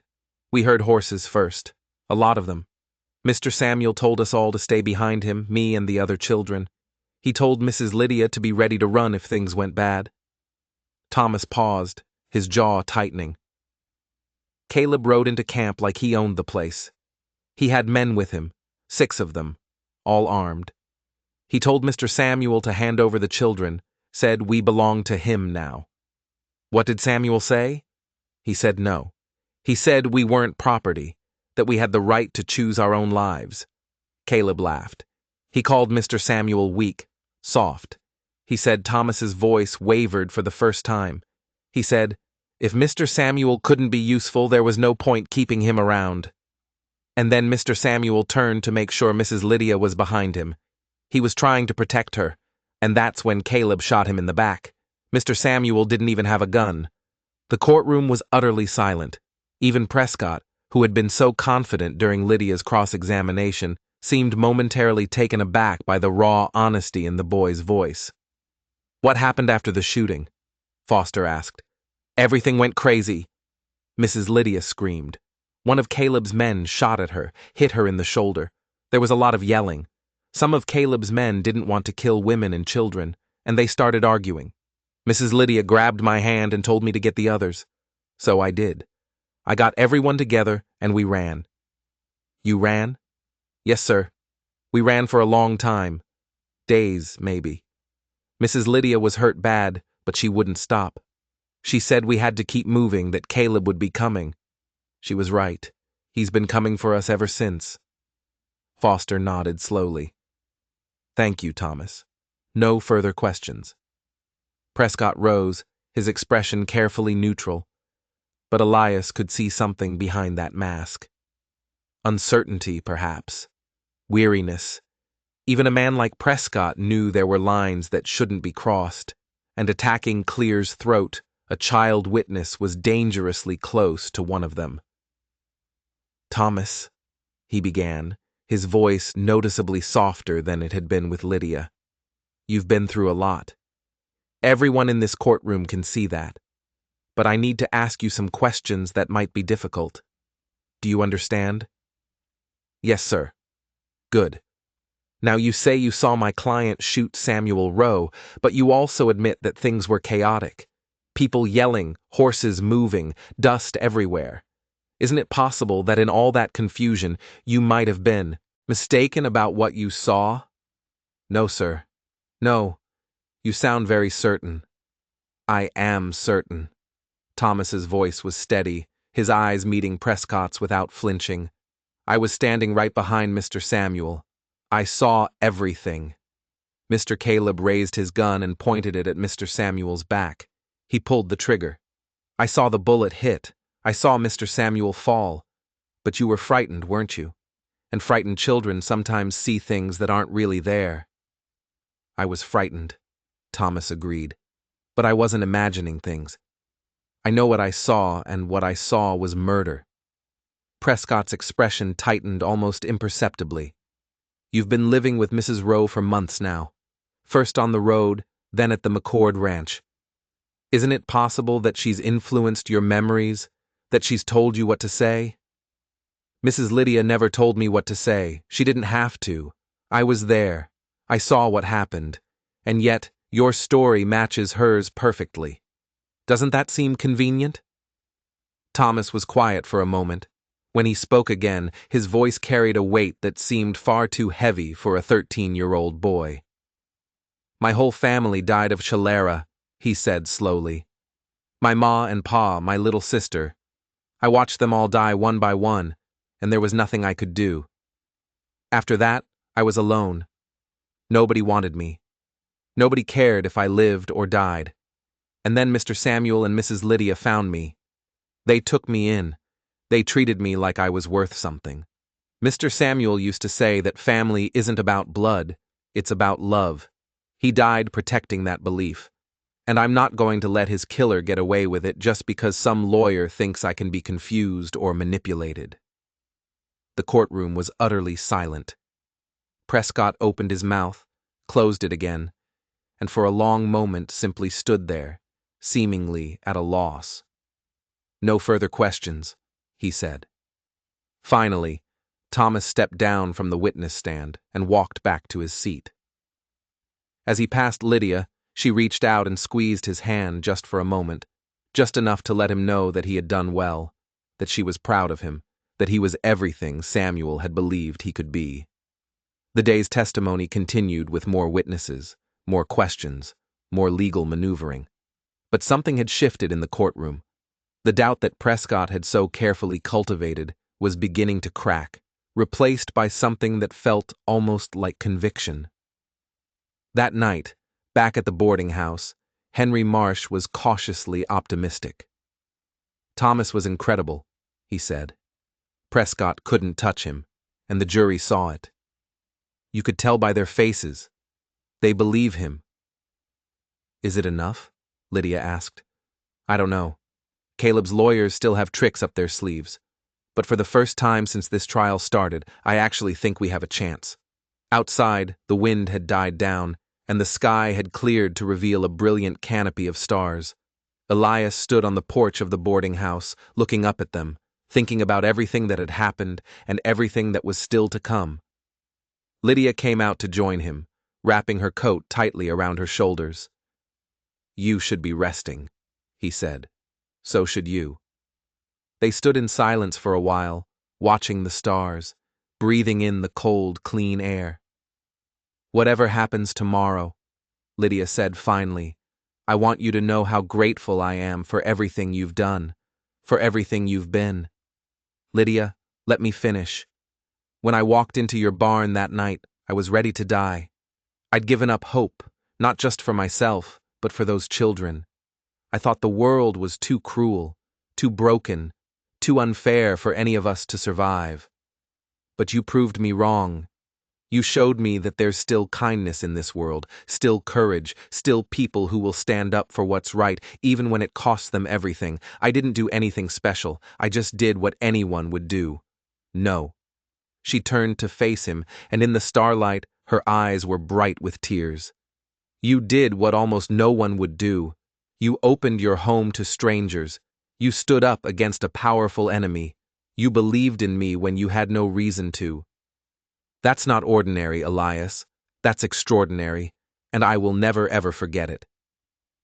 He reached out and took her hand, his rough fingers intertwining with hers. "Whatever happens tomorrow," he said, "we face it together. All of us. As a family." "As a family," she repeated. And standing there under the stars, holding hands in the darkness, they both dared to believe that maybe, just maybe, everything would be all right. The final day of testimony brought a surprise that no one had anticipated. It happened during Caleb's own testimony. He had taken the stand to present his version of events, a carefully rehearsed performance of grief and bewilderment, painting himself as a loving brother who had been wrongfully accused by a scheming woman. He was good, Elias had to admit. Every word, every gesture, every expression was perfectly calibrated to evoke sympathy. And then the doors of the courtroom burst open. Everyone turned to look. A woman was walking down the center aisle, middle-aged, plainly dressed, her face set with determination. Behind her came two men that Elias recognized with a shock.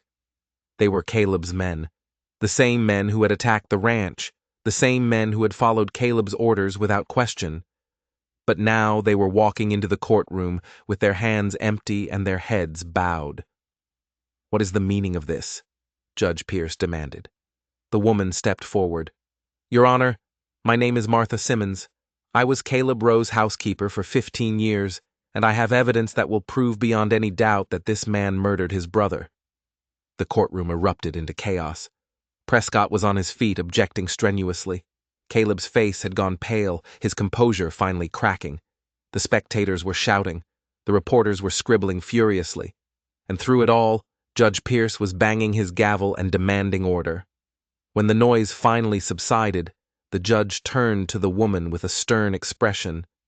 "This is highly irregular, Mrs. Simmons. The defense has rested. The prosecution has rested. You cannot simply walk in here, and with respect, Your Honor, I have a signed confession from two of Caleb Rowe's own men corroborating everything Mrs. Rowe has testified to. And I have letters written in Caleb's own hand detailing his plans to murder his brother and take control of the family estate." "That's impossible." Caleb was on his feet now, his voice high and desperate. "This woman is lying. Those men are liars. This is a conspiracy to Sit down, Mr. Rowe." Judge Pierce's voice was ice. He turned to Martha Simmons, approached the bench. "Bring your evidence." The next hour was a blur of legal arguments and dramatic revelations. Martha Simmons testified that she had discovered Caleb's letters years ago and had kept them hidden, too afraid to come forward. The two men, former members of Caleb's hired gang, had apparently had a crisis of conscience and had sought her out, confessing their role in Samuel's murder and agreeing to testify. The letters were damning. In his own handwriting, Caleb had detailed his hatred for his brother, his plans to eliminate Samuel and take control of the family fortune, and his intention to deal with the orphans in whatever way proved most profitable. When the evidence had been presented and the testimony concluded, Judge Pierce called for a recess to allow the jury to deliberate. "This changes everything," Henry Marsh said, his voice shaking with barely contained excitement. "Those letters, those confessions, there's no way the jury can ignore this." Caleb is finished, but Caleb Rowe wasn't finished yet. During the recess, while everyone was milling around the courthouse steps, one of Caleb's remaining men made a desperate play.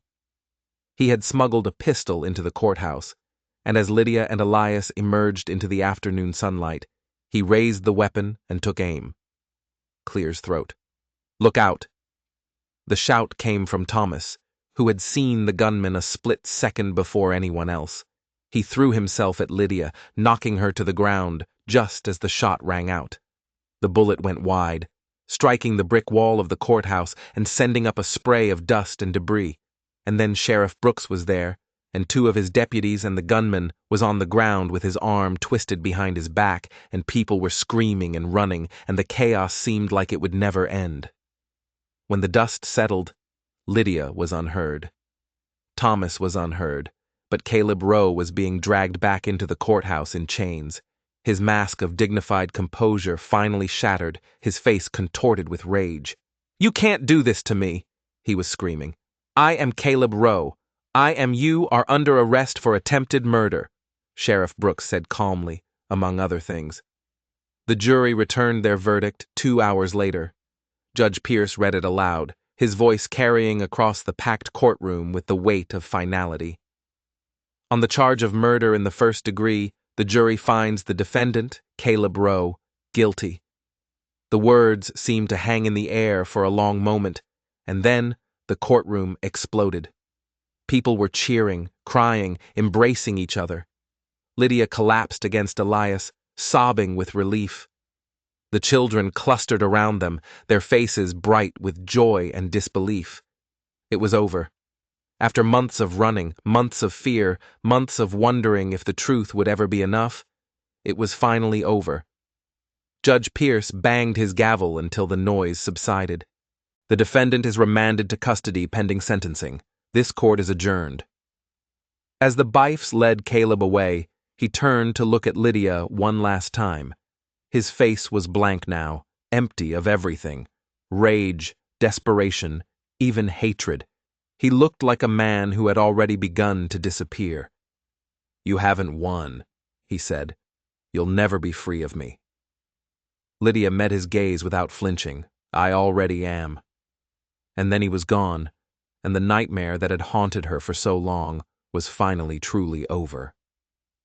Outside the courthouse, the sun was setting, painting the sky in shades of gold and crimson. Elias stood with Lydia and the children, surrounded by well-wishers and reporters and townspeople who wanted to shake their hands and tell them how brave they Clear's throat were. But through all the noise and chaos, Elias was aware of only one thing. The woman standing beside him, her hand in his, her face turned toward the sunset. "What happens now?" she asked softly. "Now we go home," he said, "all of us together." She turned to look at him, and in her eyes he saw everything he'd been searching for without knowing it. Hope, love, the promise of a future that was worth fighting for. "Home," she repeated. "I like the sound of that." And as the sun sank below the horizon, and the first stars began to appear in the darkening sky, Elias McCord finally understood what he'd known in his heart from the moment he'd found a bleeding woman and 7 children in his barn. This was where he was meant to be. This was who he was meant to love. This was the family he'd been waiting for all along. The verdict was not the end. Elias had hoped it would be, had allowed himself to imagine that the moment the jury foreman spoke that single powerful word, guilty, all the darkness that had haunted them would simply dissolve like morning mist under the Montana sun. But the law moved slowly, and Caleb Rose's lawyers were not ready to surrender their client without exhausting every possible avenue of appeal. The sentencing hearing was scheduled for 3 weeks after the verdict. 3 weeks of waiting, of uncertainty, of looking over their shoulders, even though the monster was behind bars. 3 weeks during which Caleb's remaining allies worked tirelessly to undermine the conviction, filing motions and appeals and procedural challenges that seemed designed more to delay than to succeed. They stayed in Billings during those weeks. Henry Marsh had advised against returning to the ranch until everything was truly settled, and Mrs. Patterson had graciously extended their stay at her boarding house, refusing to accept any additional payment despite Elias's protests. "You've been through enough," she told him firmly. "The least I can do is provide a roof over your heads while those vultures in their fancy suits try to find a way to set that devil free." The children adapted to their temporary home with the resilience that continued to amaze Elias. Thomas had taken to helping Mrs. Patterson with chores around the boarding house, his natural competence making him invaluable. Within days, the twins had discovered a passion for cooking and spent hours in the kitchen learning recipes that Mrs. Patterson had inherited from her grandmother. Marcus was devouring every book he could get his hands on, his quick mind hungry for knowledge. After years of deprivation, Matthew practiced his letters and numbers with an intensity that suggested he understood, even at his young age, that education was a key to a future he'd never dared to imagine. Emma followed Lydia everywhere, her small hand always reaching for Lydia's, her blue eyes bright with a trust that was slowly replacing the fear that had lived there for so long. And little Peter, though still plagued by nightmares and unable to speak of whatever horrors lay in his past, had begun to laugh again, a sound so pure and unexpected that it brought tears to Lydia's eyes the first time she heard it. But for all the progress, for all the moments of joy and hope, the shadow of the upcoming sentencing hearing hung over them like a storm cloud that refused to break. "What if they overturned the verdict?" Lydia asked one night after the children had gone to bed. She and Elias were sitting in the boarding house parlor, the fire crackling in the hearth, the winter wind howling outside. "What if Caleb's lawyers find some technicality, some loophole? What if he goes free? He won't go free. You can't know that. I know that 12 people heard the evidence and decided he was guilty of murder. I know that Judge Pierce isn't the kind of man who can be bought or intimidated. And I know that even if something goes wrong with the sentencing, Caleb still tried to have you killed in broad daylight in front of 100 witnesses. There's no walking away from that." Lydia was quiet for a long moment, her eyes fixed on the dancing flames. "I keep dreaming about him," she admitted, "about Samuel. Sometimes he's alive and we're back in Virginia, and everything is the way it was before. But then I wake up and remember that he's gone, that I'll never see him again, and it feels like losing him all over." Elias didn't know what to say to that. He understood grief, understood it intimately, but he also knew that there were no words that could truly comfort someone in the depths of it. So instead of speaking, he simply reached out and took her hand, holding it gently in his own. "I loved him," Lydia continued, her voice barely above a whisper. Not the way I've come to feel about you. But I loved him. He was kind and good, and he believed in things that most people have forgotten how to believe in. He deserved better than what he got." "He got you," Elias said quietly. "He got those children. He got a wife who was willing to fight for everything he believed in, even after he was gone. I think he would have said that was more than enough."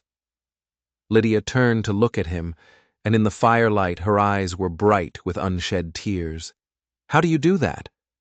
How do you always know exactly what to say?" "I don't. Most of the time I'm just stumbling along hoping I don't make things worse." "You never make things worse. You only ever make them better." Before he could respond, she leaned in and pressed her lips to his. A kiss that was gentle and tentative and full of questions she wasn't ready to ask out loud. Elias's heart stuttered in his chest, and for a moment he forgot how to breathe, forgot everything except the warmth of her mouth against his, and the feeling that something momentous was happening, something that would change the course of both their lives. When she pulled back, her cheeks were flushed and her eyes were uncertain. "I'm sorry," she started. "I shouldn't have." "Don't apologize." His voice was rough with emotion. "Don't ever apologize for that. I needed you to know before the hearing, before whatever happens next. I needed you to know that you're not just a friend or a protector or a place of refuge. You're everything, Elias. You're everything I never knew I was looking for." He reached up and cupped her face in his hands, his thumbs brushing away the tears that had begun to fall. "When this is over," he said, "when Caleb has faced whatever justice awaits him, and the children are safe, and the law has nothing more to say about any of it, I'm going to ask you something important, and I hope with everything in me that you'll say yes." Lydia's breath caught.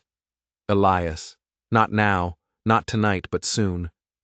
He pressed his forehead to hers, breathing her in.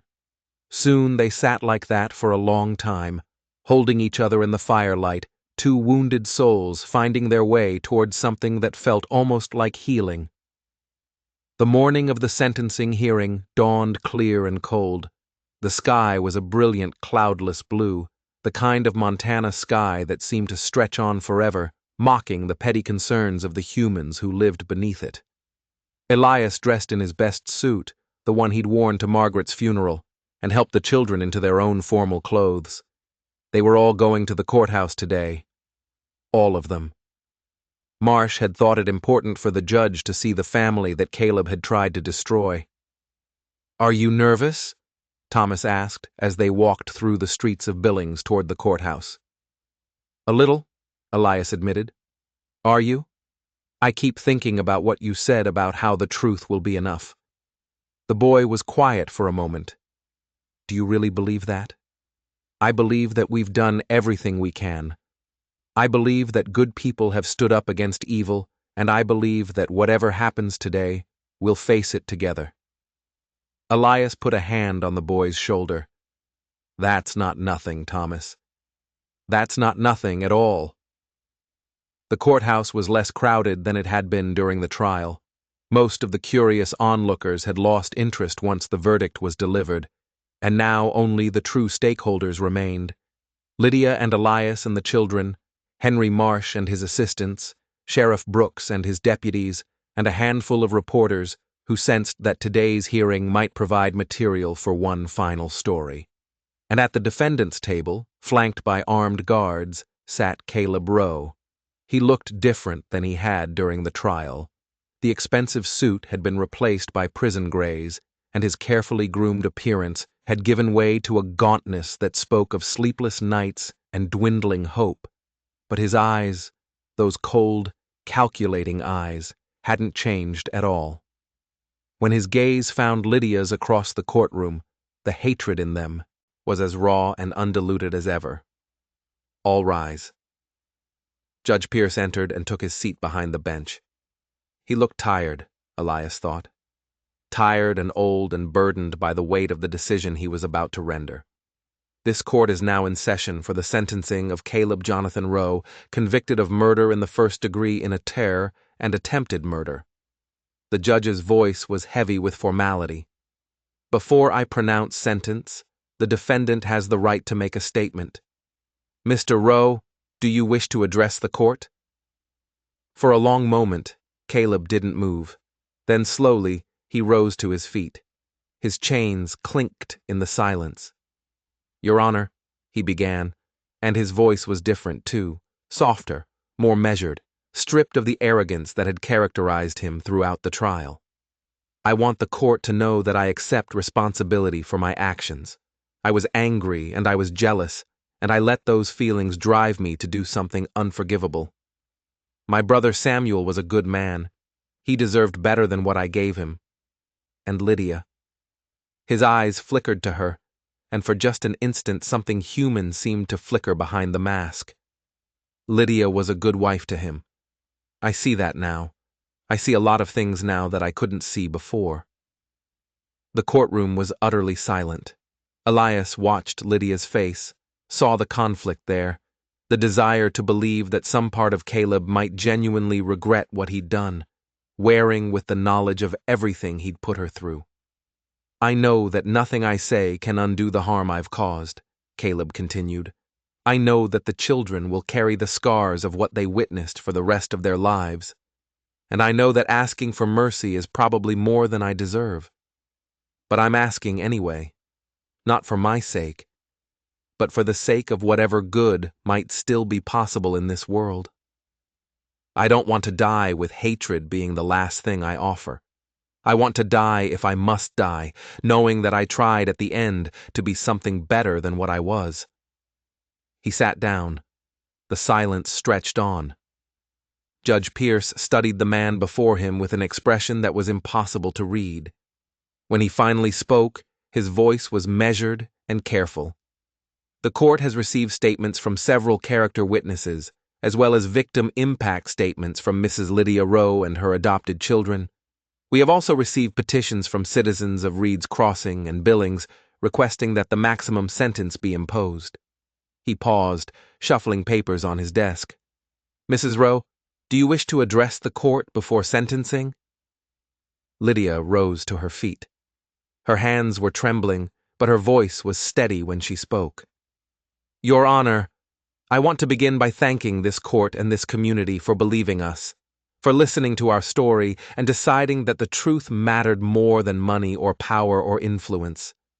I know that's not always the case.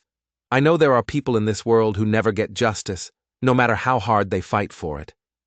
So, I don't take this verdict for granted. Not for a second." She paused, gathering herself. "When Caleb killed my husband, he took something from me that can never be replaced. Samuel was my partner, my best friend, my companion in the work of building a family out of children that no one else wanted. He believed that every human being has value, that orphans and outcasts and the forgotten ones of this world deserve love and protection just as much as anyone else. He died for that belief.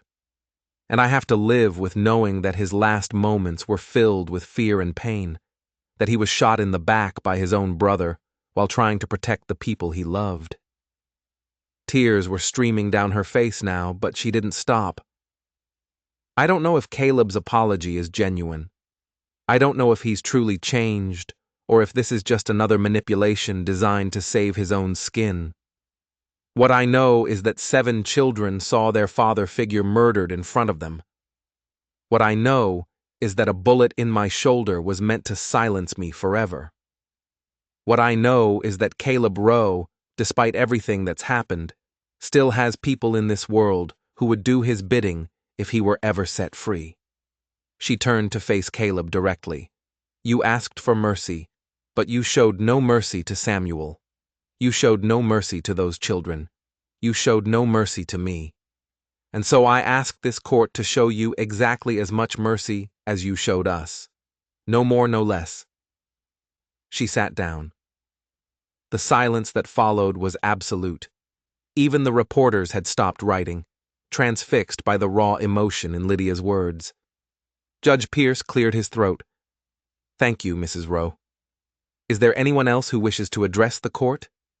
To Elias's surprise, Thomas stood up. "Your Honor, my name is Thomas Wheeler. I'm one of the children that Mrs. Rowe and Mr. Samuel took in. I was there when Caleb Rowe killed Mr. Samuel. I watched it happen." The boy's voice was quiet but unwavering. "I don't know much about the law or about what's supposed to happen to people who do what Caleb did, but I know that Mr. Samuel believed everyone deserves a chance to be better. He believed that even people who've made terrible mistakes can change if they're given the opportunity." He paused, and when he continued, there was something ancient in his young voice, the wisdom of a child who had seen too much suffering to believe in simple answers. "I don't know if Caleb can change. I don't know if anyone can really, but I know that Mr. Samuel would want me to hope. He'd want me to believe that there's good in people, even when they've done horrible things. So, whatever you decide, Your Honor, I hope you decide it because it's right, not because it's easy or because it makes people feel better, but because it's the right thing to do." He sat down. Lydia put her arm around him, and he leaned into her embrace like a much younger child. Judge Pierce was quiet for a long time. His eyes moved from Caleb to Lydia to Thomas to the other children, taking in the scene before him. A family forged in trauma, holding each other up in the face of whatever was to come. "This case," he said finally, "has been one of the most difficult of my career. Not because the facts were unclear. They were not. Not because the law was ambiguous. It was not. But because it has forced me to reckon with questions that have no easy answers. Questions about justice and mercy. Questions about what we owe to the victims of terrible crimes and what we owe to ourselves as a society that aspires to be better than the darkness it confronts." He turned to face Caleb directly. "Mr. Rowe, you stand convicted of murder in the first degree. You shot your own brother in the back in cold blood in front of children who had already suffered more than any child should ever have to suffer. You then attempted to frame your brother's widow for the crime, putting a bounty on her head that endangered not only her life, but the lives of the 7 innocent children in her care. And when that failed, you attempted to have her killed in broad daylight in front of this very courthouse." The judge's voice hardened. "I have listened to your statement. I have considered the possibility that you are genuinely remorseful for what you have done.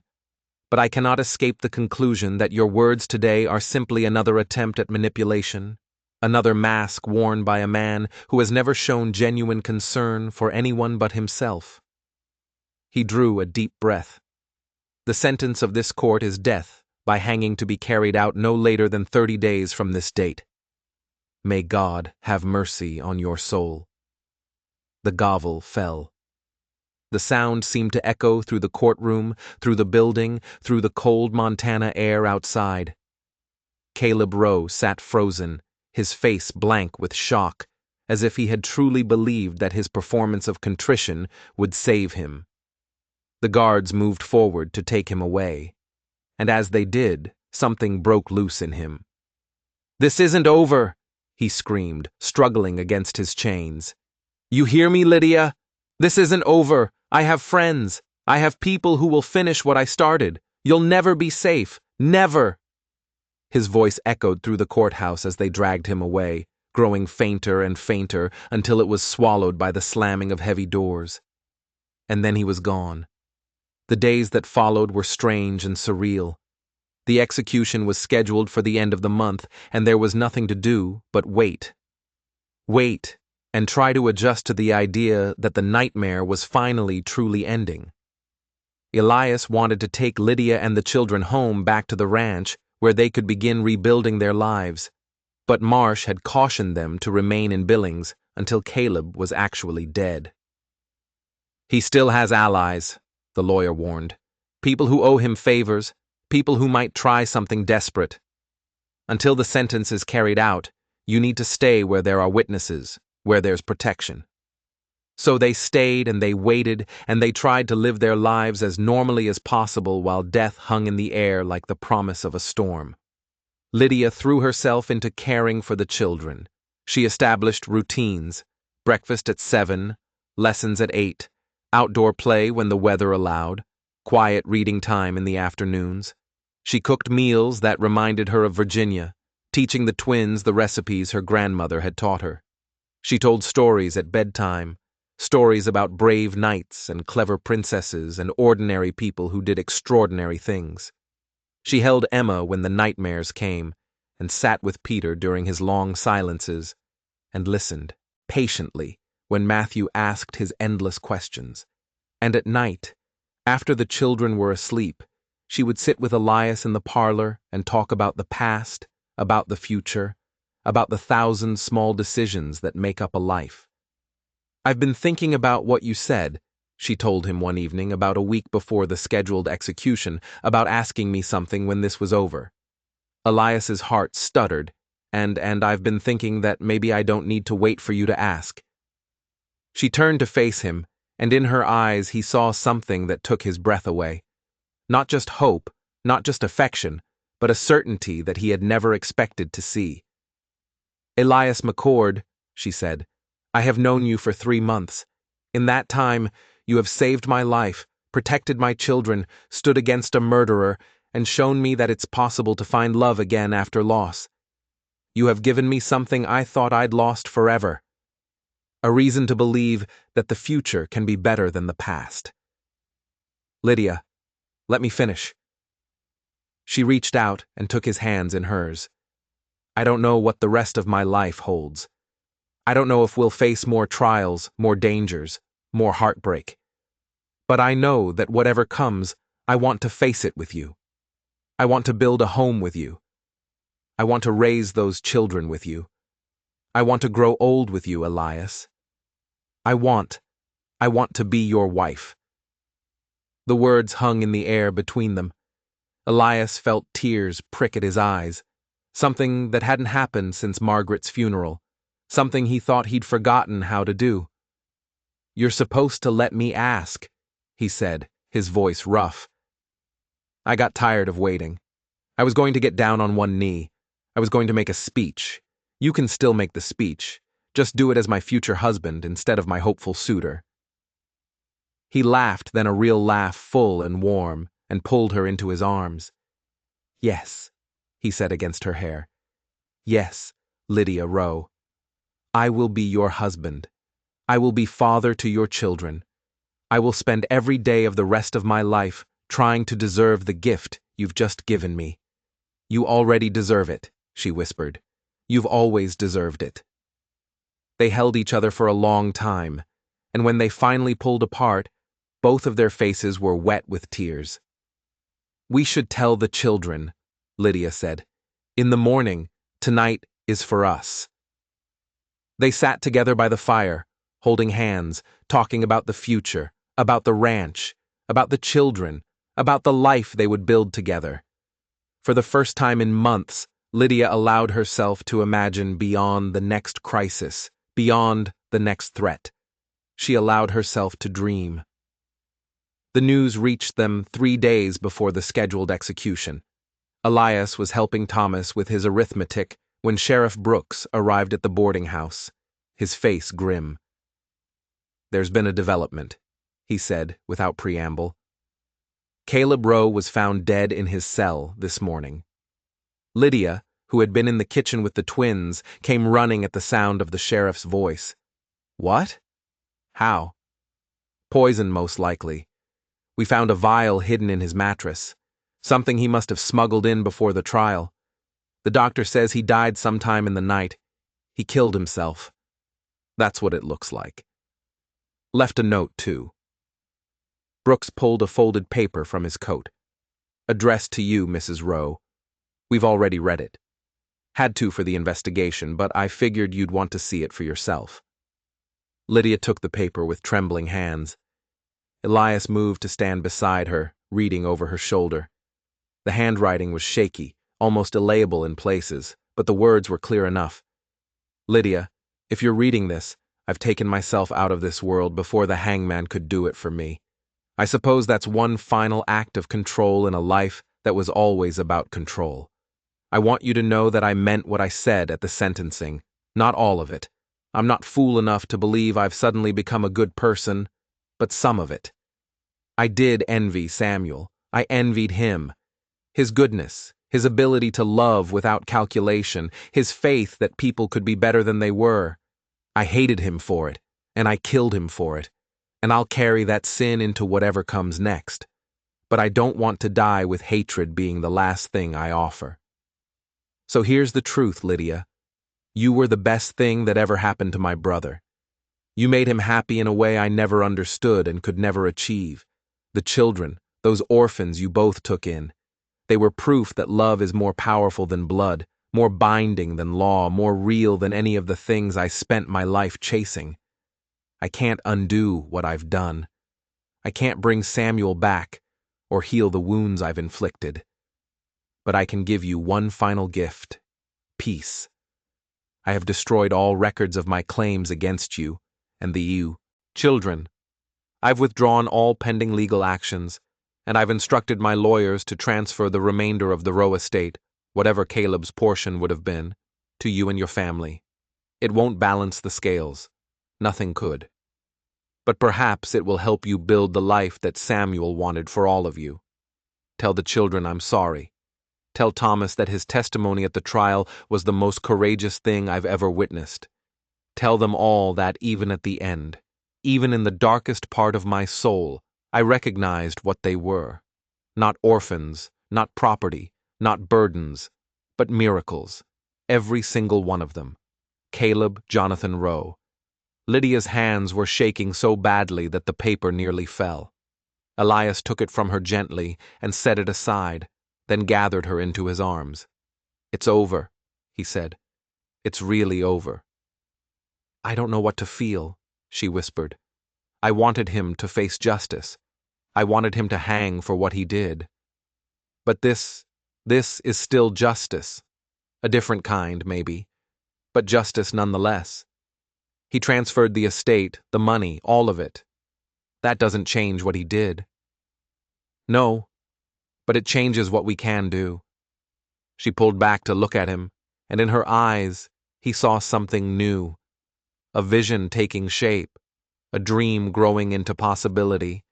"Elias, do you know what we could do with that money? We could help other children. We could build something, a refuge, a home for orphans like ours. We could honor Samuel's memory by carrying on his work. That's a big dream. It's a big estate."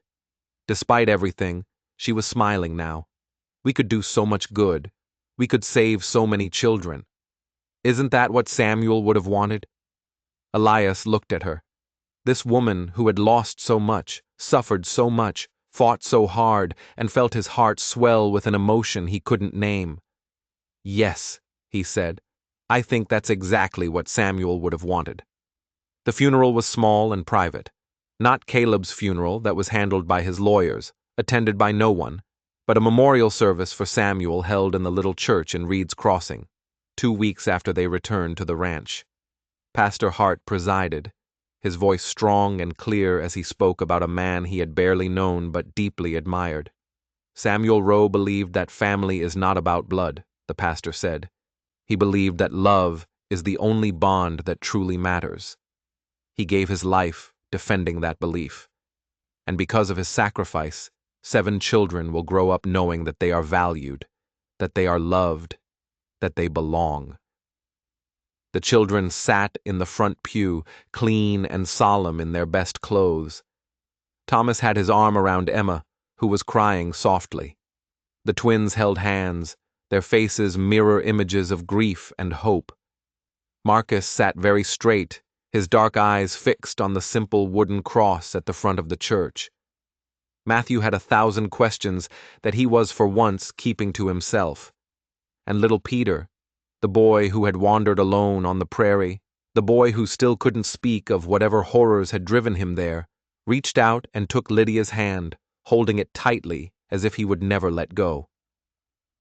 After the service, they walked together to the churchyard where a small stone had been placed in Samuel's memory.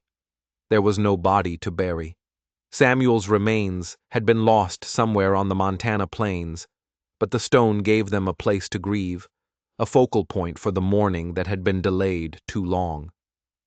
"I wish you could have met him," Lydia said quietly, standing beside Elias before the stone. "You would have liked him. He was kind, gentle, nothing like his brother." "I feel like I know him," Elias replied. "Through you, through the children, through everything you've told me about the man he was. He would have approved of you, I think. He would have been glad that I found someone who loves the children as much as he did. I do love them. All of them." Elias hesitated, then continued. "And I love you, Lydia. I know I've said it before, but I want you to hear it again here in front of Samuel. I love you, and I will spend the rest of my life honoring everything he believed in." Lydia leaned her head against his shoulder. "I know. That's why I chose you." They stood there for a long time, watching the sun set over the Montana hills. painting the sky in shades of gold and crimson. The children gathered around them, and for a moment they were all connected, a family forged in loss and love, standing together at the end of one story and the beginning of another. The formal adoption proceedings began the following month. It was a complicated process made more so by the fact that none of the children had proper documentation, no birth certificates, no records of previous guardianship, nothing to prove who they were or where they had come from. But Henry Marsh, who had stayed on to help with the legal aftermath of Caleb's death, proved to be as skilled at navigating adoption law as he had been at criminal prosecution. "The territory is sympathetic," he reported, after a meeting with the judge who would be handling the case. "Everyone's heard the story. The newspapers have made you famous. The woman who stood up to a murderer, the rancher who gave refuge to orphans, the children who testified to bring a killer to justice. Judge Warren has indicated that he's inclined to approve the adoption with minimal obstacles." "All 6 of them?" Lydia asked. "All 6?" Marsh smiled, though technically Thomas is old enough to be considered an adult by some standards. "The judge has suggested that rather than a formal adoption, you might consider appointing him as a legal ward until he comes of age. It would give him more autonomy while still keeping him under your protection." "What does Thomas want?" "I want to stay," Thomas said. He had been listening from the doorway, and now he stepped into the room with the quiet confidence that had characterized him from the beginning. "I want to be part of this family. I don't care what the legal terms are, ward, adopted son, whatever, as long as I'm here, as long as I belong." Lydia crossed the room and took his hands in hers. "You'll always belong, Thomas, no matter what any piece of paper says." The adoption was finalized on a clear spring day, with the snow finally beginning to melt, and the first hints of green appearing on the hillsides. Judge Warren signed the documents in his chambers, officially making Emma, Marcus, Rachel, Rebecca, Matthew, and Peter the legal children of Lydia Rowe McCord and Elias McCord. Thomas, as agreed, became their ward, though in every way that mattered, he was their son too. "Congratulations," the judge said, shaking their hands. "You've got quite a family there." "We do," Elias agreed, "the best family in Montana." That evening they celebrated with a dinner that Mrs. Patterson insisted on preparing, even though they'd been back at the ranch for weeks. She arrived with baskets of food and a warmth that had become familiar. And soon the cabin was filled with noise and laughter and the kind of joyful chaos that had become the soundtrack of their lives. "A toast," Pastor Hart said, raising his glass of apple cider. Elias had no alcohol in the house, not with children present. "To the McCord family, to the triumph of love over darkness, and to the future that lies ahead. May it be brighter than any of us can imagine." "To the McCord family," everyone echoed. And sitting around that crowded table, surrounded by the people he loved, Elias McCord felt something he hadn't felt in years. Not since Margaret's death. Not since he'd given up on life and retreated into his grief. He felt grateful. Grateful for the storm that had driven a wounded woman and 7 children into his barn. Grateful for the courage that had allowed him to help them. Grateful for the battle they had fought together, the victory they had won, and the family they had become. For the first time in years, Lydia slept without fear. She hadn't even realized how much fear had been woven into her dreams until it was gone. But that night, after the celebration had ended and the children were asleep, and she lay in Elias's arms in the darkness of their bedroom, she felt something loosen inside her. A knot that had been tied so long, she'd forgotten what it was like to breathe without it. "What are you thinking about?" Elias murmured, his voice drowsy with approaching sleep. "I'm thinking about how strange it is to be happy, to feel safe, to know that tomorrow will come, and the day after that, and the day after that, and none of them will bring danger or fear or the shadow of Caleb Rowe. You deserve to feel safe. You've earned it. So have you. So have the children." She nestled closer to him, feeling his warmth, his solidity, his presence. I never thought I'd have this again. After Samuel died, I thought my life was over. I thought I'd spend whatever time I had left just surviving, just keeping the children alive until they were old enough to take care of themselves. And now I want to live. Really live. I want to watch those children grow up. I want to build that refuge for orphans we talked about. I want to grow old with you, Elias. I want everything. He pressed a kiss to her forehead. Then we'll have everything together. She fell asleep in his arms, and for the first time in longer than she could remember, her dreams were filled with light. The wedding was held at the ranch beneath the cottonwood trees that Margaret McCord had planted in the first year of her marriage to Elias. It was a simple ceremony, just the family, Pastor Hart, Sheriff Brooks, and his wife, Mrs. Patterson, Miss Prudence Walker, who had become an unexpected ally, and a handful of townspeople who had become friends during the long months of trials and tribulations. Lydia wore a dress of pale blue cotton, new, not mended, and carried wild flowers that the children had gathered from the hillsides. Elias wore the suit he'd worn to Margaret's funeral, though this time it felt different. This time it felt like hope instead of grief.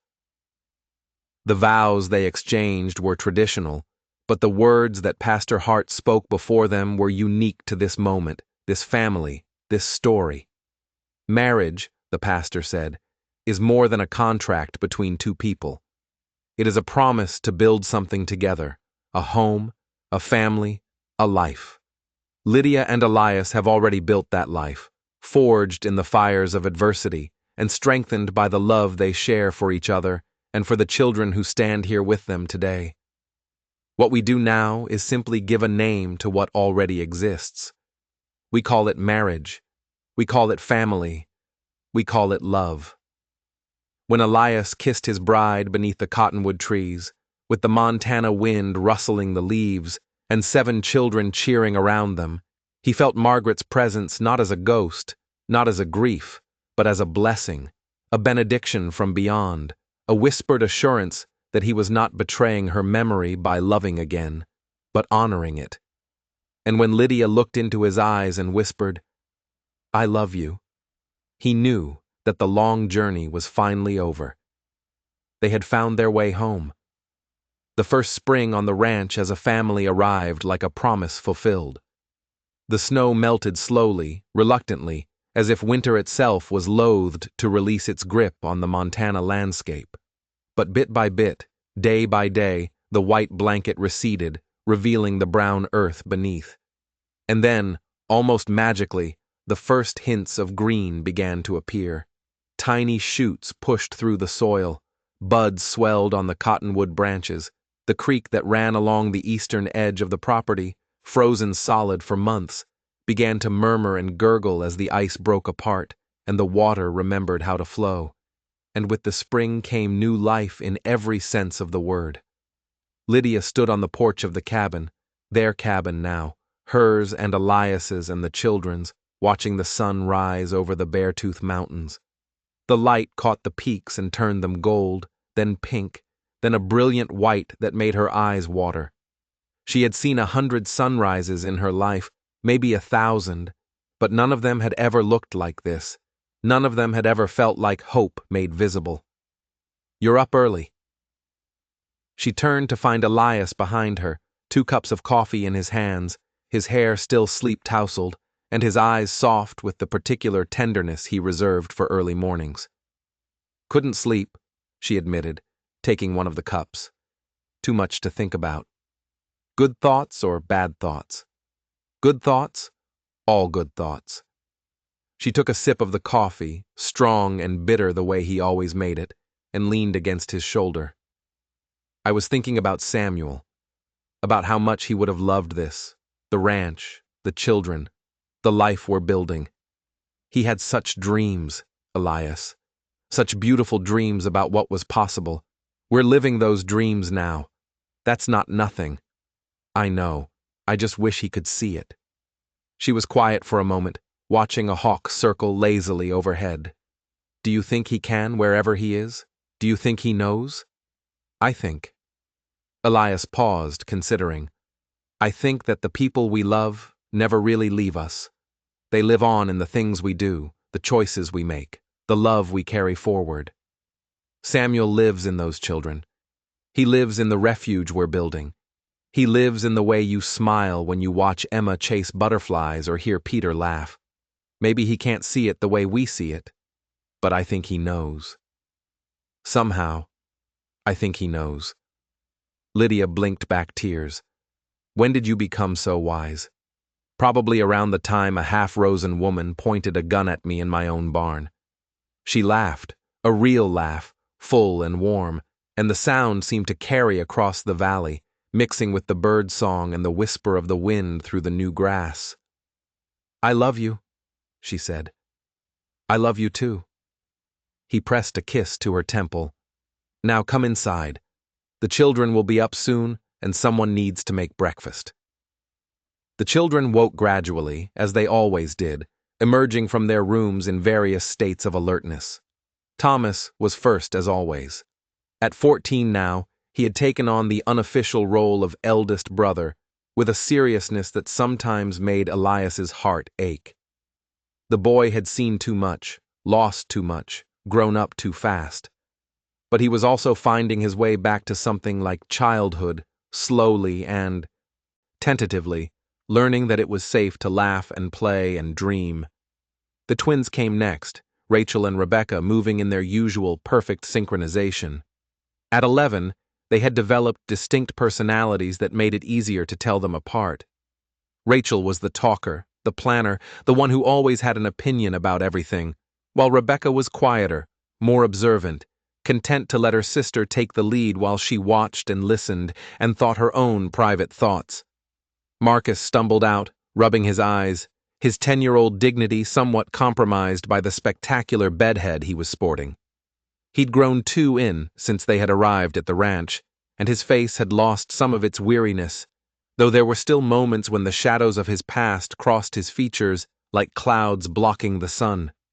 Matthew, at 9, was already chattering before he was fully awake, peppering Lydia with questions about what they were having for breakfast, whether they could go fishing later, and did she know that birds were descended from dinosaurs? He'd read it in a book that Pastor Hart had lent him. 8-year-old Emma came running down the stairs with her usual exuberance, her blonde hair flying behind her, her face bright with the particular joy of a child who has finally learned that mornings can be safe. She threw herself at Lydia with abandon, wrapping her arms around her waist and holding on tight. "Good morning, sweetheart," Lydia murmured, stroking her hair. "Did you sleep well?" "I dreamed about the baby horses," Emma said. "The ones Mr. Harmon is bringing next week. I dreamed they let me ride them. You'll have to wait until they're bigger for that, but you can help name them if you like." "Really? Can I really, really and truly?" And finally, little Peter, 5 years old now, no longer quite so little, emerged from the room he shared with Matthew, clutching the stuffed rabbit that had become his constant companion. He didn't say anything. Peter still spoke rarely. His words, precious commodities, doled out only when absolutely necessary, but he made his way to Elias and tugged on his trouser leg until Elias picked him up. "Good morning, little man," Elias said, settling the boy on his hip. "Ready for breakfast?" Peter nodded solemnly, and Elias carried him to the kitchen, where the smell of bacon was already beginning to fill the air. This was their life now. This was their family. The refuge had been Lydia's idea, but it quickly became a shared dream. They called it Haven Ranch, and the construction began that spring with money from the Rowe estate and labor from townspeople who had heard the story and wanted to help. The plan was ambitious. A large dormitory building that could house up to 20 children, a schoolhouse where they could learn reading and writing and arithmetic, a workshop where older children could learn trades, and of course the working ranch itself, where everyone would contribute according to their abilities. You're trying to do too much at once, Miss Prudence Walker warned during one of her increasingly frequent visits to the ranch. The sharp-tongued old woman had become an unlikely ally. Her disapproval transformed into fierce protectiveness once she'd learned the truth about Lydia and the children. Rome wasn't built in a day, you know. I know, Lydia said, but every day we wait is another day that children are suffering. Children like ours were. Children with no one to protect them, no one to love them, no one to give them a chance. The world is full of suffering, Mrs. McCord. You can't save everyone. No, but I can save some, and some is better than none. Miss Walker was quiet for a moment, studying Lydia with those sharp, knowing eyes. Then, unexpectedly, she smiled. You remind me of myself, she said. When I was young, before I learned to be cautious. What happened? Life, loss, the thousand small defeats that teach us to protect ourselves. The old woman's voice softened. But perhaps I was wrong to learn those lessons so well. Perhaps there's wisdom in refusing to give up on impossible dreams. Does that mean you'll help us? It means I'll stop trying to talk you out of it. And it means... She hesitated, then continued. It means I have some money set aside. Money I was saving for. Well, it doesn't matter what I was saving it for. I'd like to contribute to your Haven Ranch if you'll allow it. Lydia's eyes filled with tears. Miss Walker, don't get sentimental on me, girl.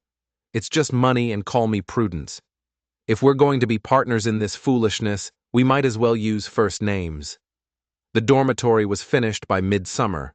A sturdy building of local timber with room for 20 beds, a common area with a large fireplace, and windows that looked out over the valley toward the mountains. The schoolhouse followed shortly after, and then the workshop, and then piece by piece, building by building, Haven Ranch began to take shape. The first orphans arrived in August. There were 3 of them, siblings, 2 boys and a girl, found wandering the streets of Billings after their parents died in a mining accident. The oldest was 11, the youngest was 6, and they clung to each other with the desperate intensity of children who had learned that the only thing they could rely on was each other. Lydia met them at the door of the dormitory, remembering how terrified her own children had been when they'd first arrived at Elias's ranch. She knelt down to their level, her voice soft and gentle. Hello, she said. My name is Lydia. Welcome to Haven Ranch. The oldest, a boy named William, looked at her with suspicious eyes. Are you going to separate us? No, absolutely not. Your family. Family stays together. Promise? I promise? Something shifted in the boy's face. Not trust, not yet, but the first crack in the armor of weariness he'd built around himself. This is my brother, James, he said, gesturing to the middle child. And my sister, Sarah. It's nice to meet all of you. Would you like to see your new home?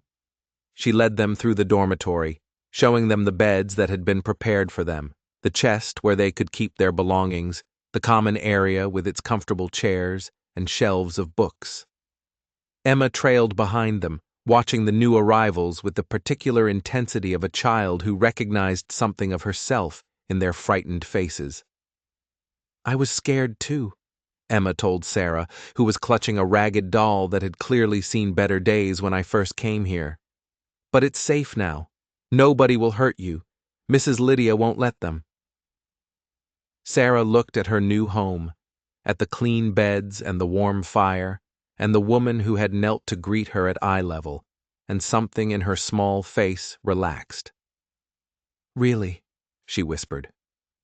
Really and truly, Emma said, echoing the words that Lydia had spoken to her so many times. You'll see. The summer passed in a blur of activity. More children arrived, some brought by the Territorial Orphan Society, others found by Sheriff Brooks during his travels, still others delivered by Pastor Hart, who had taken to seeking out abandoned and neglected children with the fervor of a man on a holy mission. By September, there were 12 children living at Haven Ranch, not counting the original 7 McCord children, and the dormitory that had seemed so large in the spring was beginning to feel crowded. "We need to expand," Lydia said one evening, poring over the accounts at the kitchen table. "Another dormitory at least, maybe two." "We can afford it," Elias said, looking over her shoulder. "The Rowe estate was larger than we thought, and the ranch is turning a profit for the first time in years. It's not just about money, it's about people. We need more help. Teachers, caretakers, people who can give these children the attention they deserve. What about Martha Simmons?" Lydia looked up. Caleb's former housekeeper. She came forward when it mattered. She risked her own safety to bring us the evidence we needed. And she's been writing to you, hasn't she? Asking about the children. She has. Lydia was quiet for a moment, considering. She always said she felt guilty for not speaking up sooner. Maybe this would give her a chance to make amends. It's worth asking. Martha Simmons arrived at Haven Ranch 3 weeks later, her modest luggage containing everything she owned in the world. She was a different woman than the one who had stood up in that courtroom and changed the course of the trial. Older, somehow, and more worn, as if the weight of her testimony had taken something from her, even as it had freed Lydia and the children. "Thank you for having me," she said, her voice uncertain. "I know I have no right to be here. Not after everything I failed to do. You're here now," Lydia said gently. "That's what matters. I should have spoken up sooner. I should have told someone what Caleb was planning. If I had, Samuel might still be alive. Those children might never have had to suffer, or things might have turned out exactly the same or worse." Lydia took her hand. "We can't change the past, Martha. We can only do better in the present. And there are children here who need someone to love them, to teach them, to help them heal. Can you do that?" Martha's eyes filled with tears. "I can try. Then that's enough. That's more than enough." Fall came quickly, and with it came the harvest. The ranch had produced more than anyone expected. Vegetables from the garden Lydia had planted, grain from the fields Elias had sown, meat from the cattle that had weathered the winter and thrived in the spring. There was more than enough to feed the children and the staff, with plenty left over to sell in town or donate to those in need. The children helped with the harvest, even the youngest ones, learning the satisfaction of honest work and the pride of contributing to something larger than themselves. Thomas supervised the older boys in the fields, his natural leadership finding an outlet that didn't require him to be constantly vigilant for danger. The twins organized the kitchen, preserving vegetables and baking bread and preparing meals for the growing household. Marcus discovered a talent for working with animals and spent hours in the barn caring for the horses and cattle with a gentleness that surprised everyone who remembered the sullen, suspicious boy he'd been. And through it all, Lydia watched her family grow and change and heal. She watched Emma teach the younger orphans how to play the games she'd learned. Her fear of strangers gradually fading as she discovered the joy of being a big sister. She watched Matthew share his books with children who had never owned a book in their lives, his endless questions finally finding others who wanted to learn alongside him. She watched Peter slowly, tentatively begin to speak more. Not much, never much, but enough to let them know he was there, that he was healing, that the wounds of his mysterious past were beginning to close. And she watched Thomas, her firstborn, in every way that mattered, begin to transform from a boy into a young man. He turned 15 that fall, and Elias marked the occasion with a gift that made the boy's eyes go wide. A horse of his own, a young mare with a chestnut coat and a gentle temperament. "She's yours," Elias said, "to train, to ride, to care for. A man needs a horse in this country." "Sir?" Thomas stopped, overcome. Thank you so much. You've earned it. You've more than earned it." That night, after the birthday celebration had ended and the children were in bed, Lydia found Thomas sitting on the porch, looking out at the stars. "Can't sleep?" she asked, settling beside him. Too much to think about. Good thoughts or bad thoughts? He smiled at the familiar question. Good thoughts, mostly. He was quiet for a moment. Mrs. McCord, Lydia, can I ask you something? Anything. Do you think Mr. Samuel would be proud of us? Of everything we've built here? Lydia felt tears prick at her eyes. I think he would be prouder than words can say. I think he would look at you, at all of you, and see everything he ever dreamed was possible. I think about him sometimes, about what he said about family being about love, not blood. I didn't really understand it then. I was just a kid. But now he gestured at the dormitory, the schoolhouse, the buildings that represented so much hope. Now I think I do.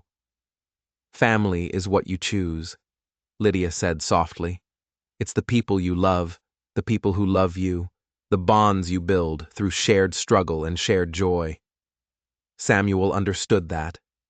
And because of him, because of what he believed and fought for, dozens of children will grow up knowing that they're not alone, that they matter, that they're loved.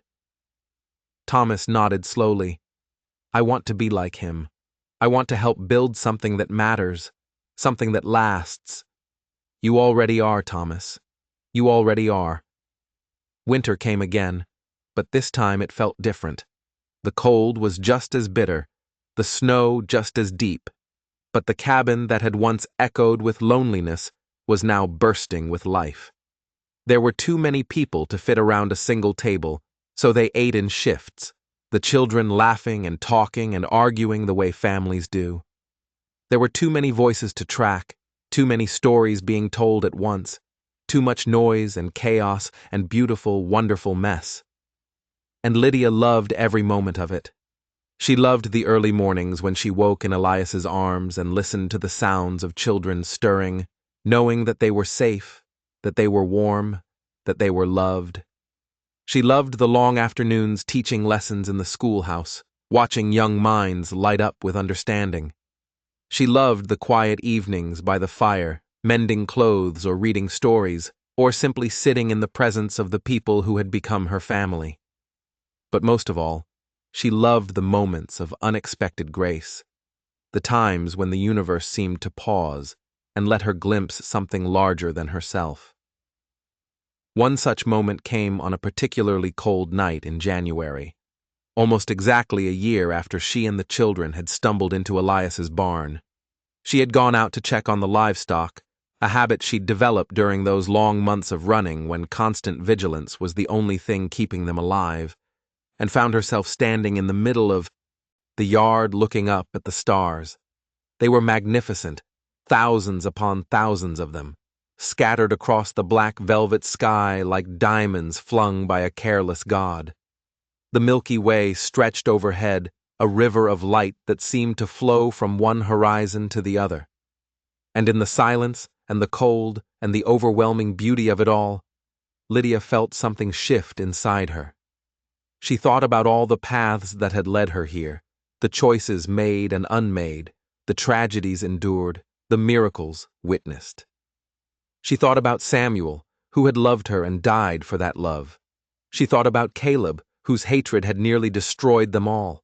She thought about the children, each one a universe of possibility, each one a life saved from darkness.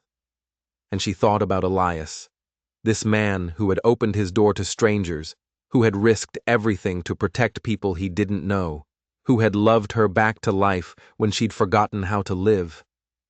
Penny, for your thoughts. She turned to find him standing behind her, wrapped in his heavy coat, his breath forming clouds in the cold air.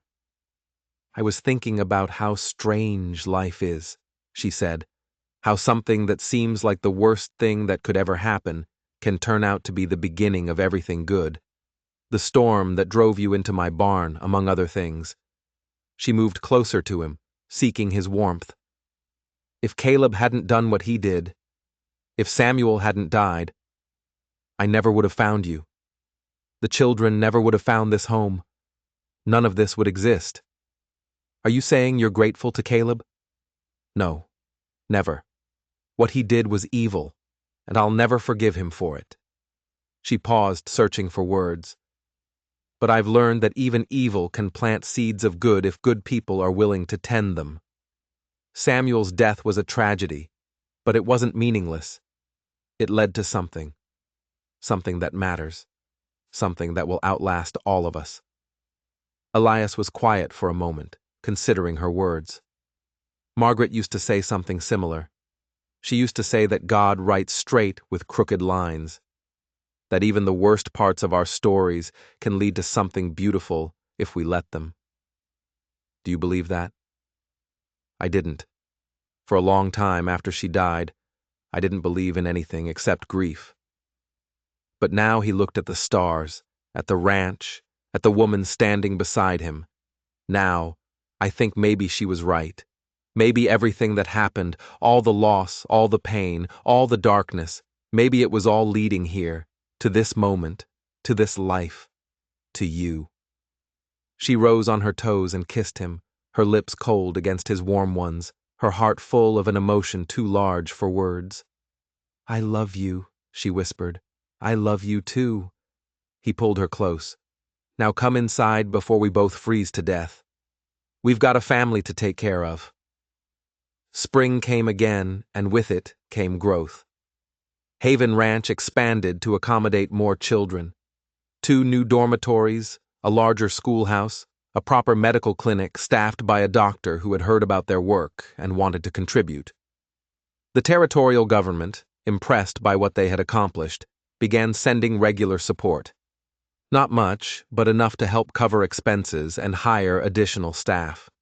And the children kept coming. They came from mining camps and frontier towns, from broken families and no families at all. They came starving and sick and scared, their eyes holding the same desperate hope that Lydia remembered seeing in her own children's faces all those months ago. And one by one, they were welcomed, cared for, loved back to wholeness. Some of them stayed forever, growing up at Haven Ranch and eventually becoming staff members themselves, contributing to the work that had saved them. Others stayed only until they were old enough to make their own way in the world, leaving with skills and education and the knowledge that they mattered, that they had value, that they were loved. Every child was a victory. Every life saved was a triumph over the darkness that had tried to swallow them all.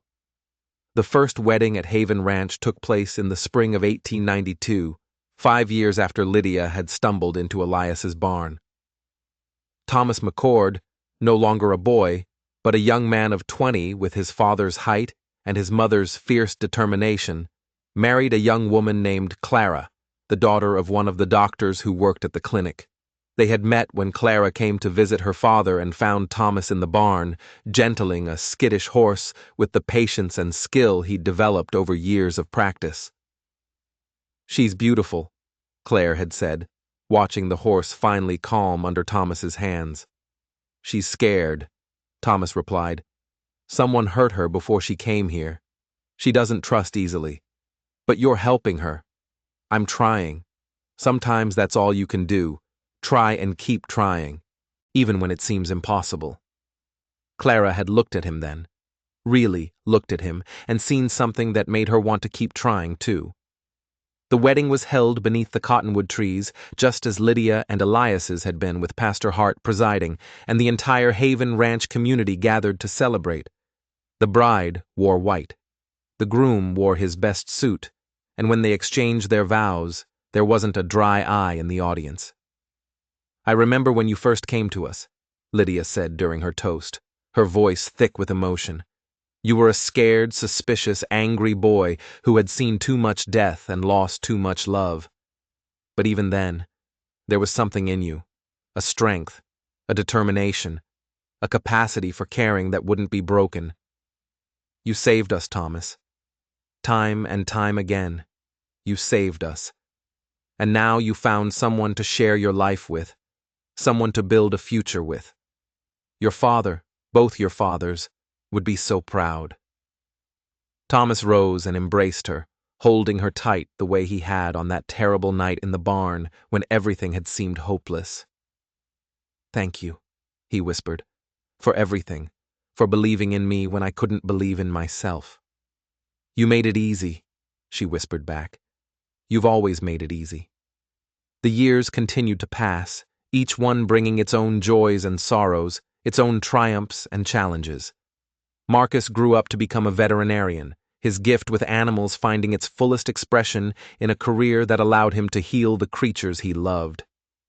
He married a woman from town and built a house on the edge of the Haven Ranch property, close enough to help with the work that had shaped him. The twins, Rachel and Rebecca, took over the management of the ranch's domestic operations. Their complementary skills, Rachel's organizational genius, Rebecca's quiet compassion, making them invaluable to the growing institution. Rachel married eventually, but Rebecca chose to remain single, dedicating herself entirely to the children who needed her. Matthew became a teacher, his endless curiosity finding an outlet in a profession that allowed him to share his love of learning with others. He traveled to Chicago to earn his credentials, then returned to Haven Ranch to establish a proper school that became known throughout the territory for its excellence. Emma, the little girl who had clung to Lydia's hand on that first terrifying night, grew into a beautiful young woman with a gift for music that seemed to come from somewhere divine. She trained in San Francisco and returned to Montana to give concerts that raised money for Haven Ranch, her voice carrying the story of her survival to audiences who wept and applauded in equal measure.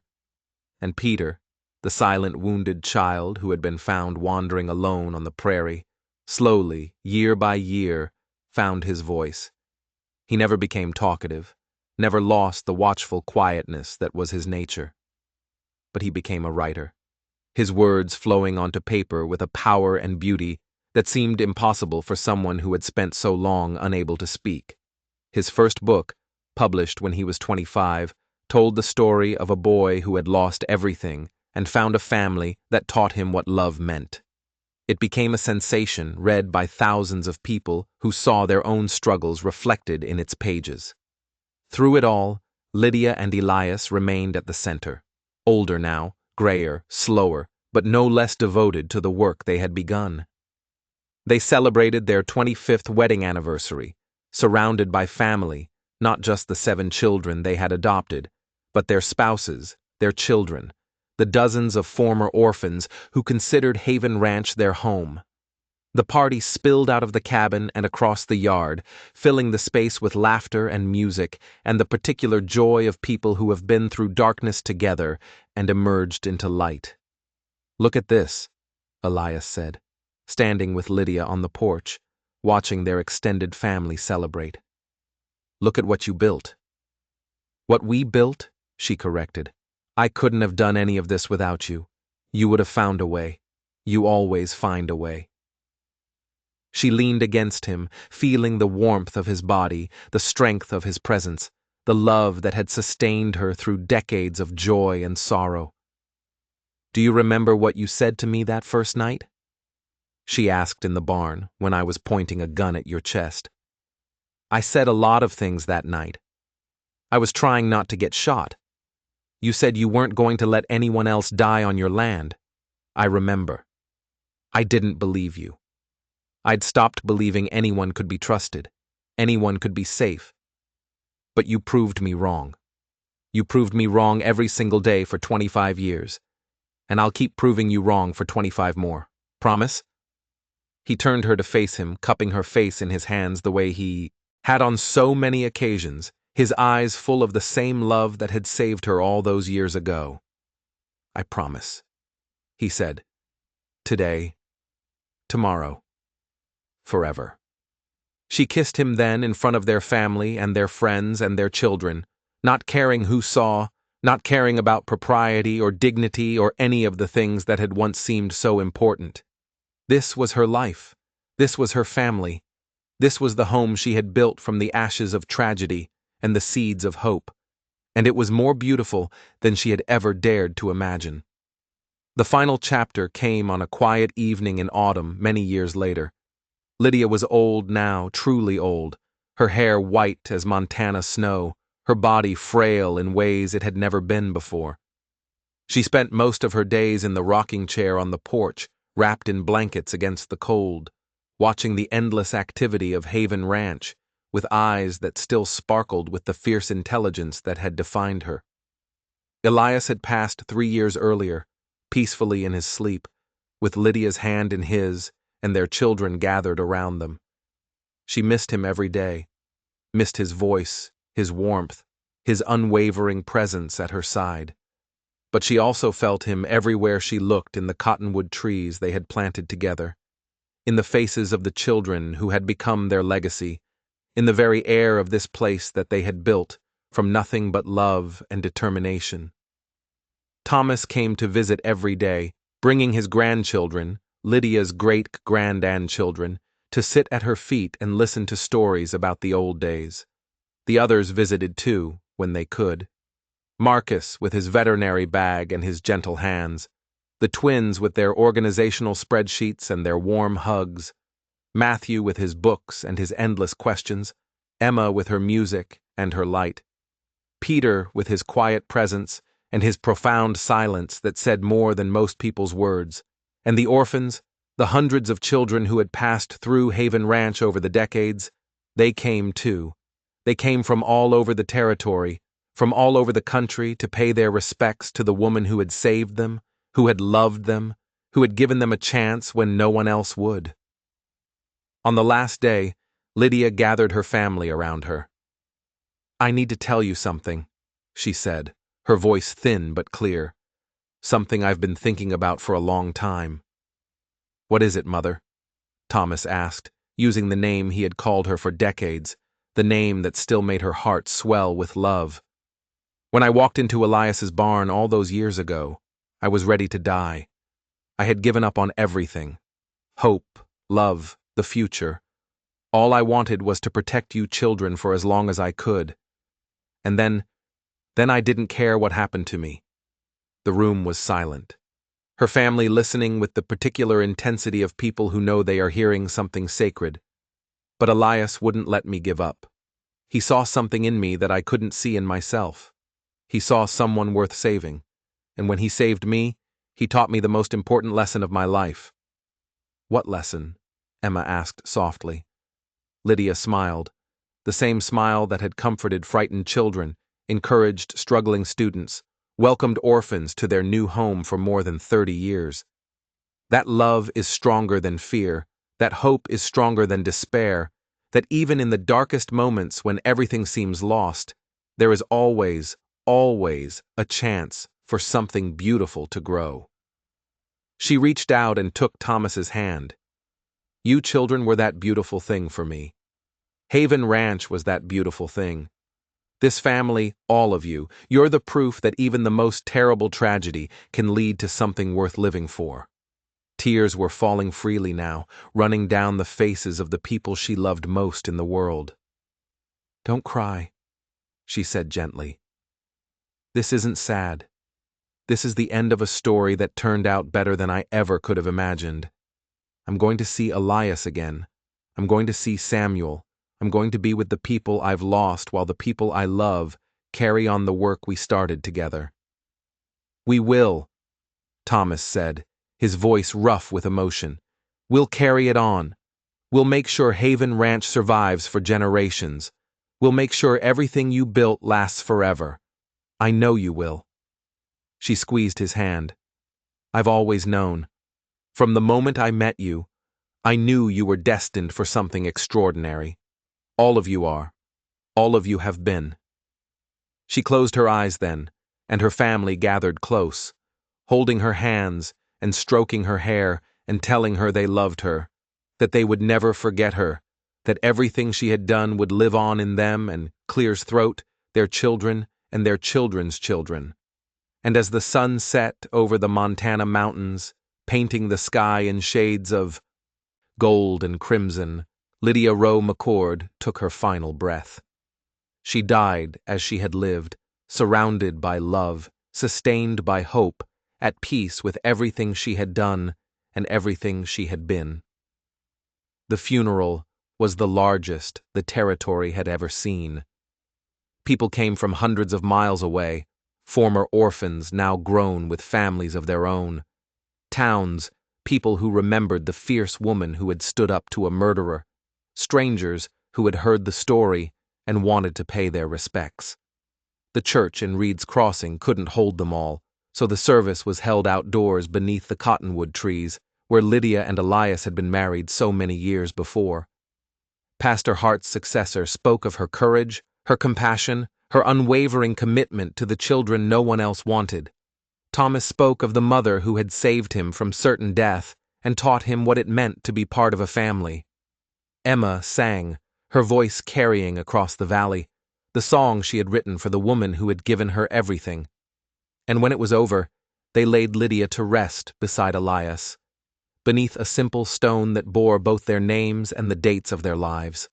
Below the names, at Thomas's suggestion, they carved a single phrase, the words that had defined everything they had built together. Family is love. Haven Ranch continued for generations. Long after Thomas and Clara passed away, long after the original McCord children had all gone to their rest, the work they had started lived on. The buildings grew and changed, modern improvements replacing the original structures, but the spirit remained the same. Children who had nowhere else to go found a home. Lives that seemed hopeless found purpose. Love that seemed impossible found a way to bloom. And every year on the anniversary of Lydia's death, the entire Haven Ranch community gathered beneath the cottonwood trees for a remembrance ceremony. They told stories about the woman who had started it all, the bleeding stranger who had stumbled into a rancher's barn on the coldest night of the year, the mother who had adopted 7 children and then went on to save hundreds more, the wife who had found love again after loss and built something that would outlast them all. They spoke of courage and hope and the stubborn refusal to give up even when everything seemed impossible. They spoke of Elias McCord, the widower who had opened his door to strangers and found a reason to live again. They spoke of the children, Thomas and Emma and Marcus and the twins and Matthew and Peter, who had survived horrors that would have broken most adults and gone on to change the world.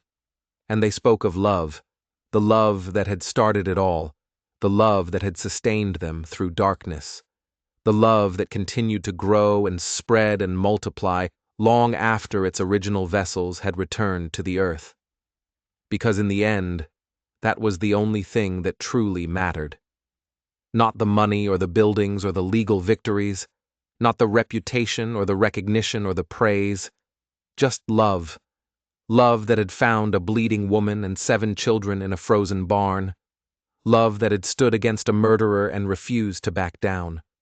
Love that had built a home for the homeless, a family for the forgotten, a future for those who had none.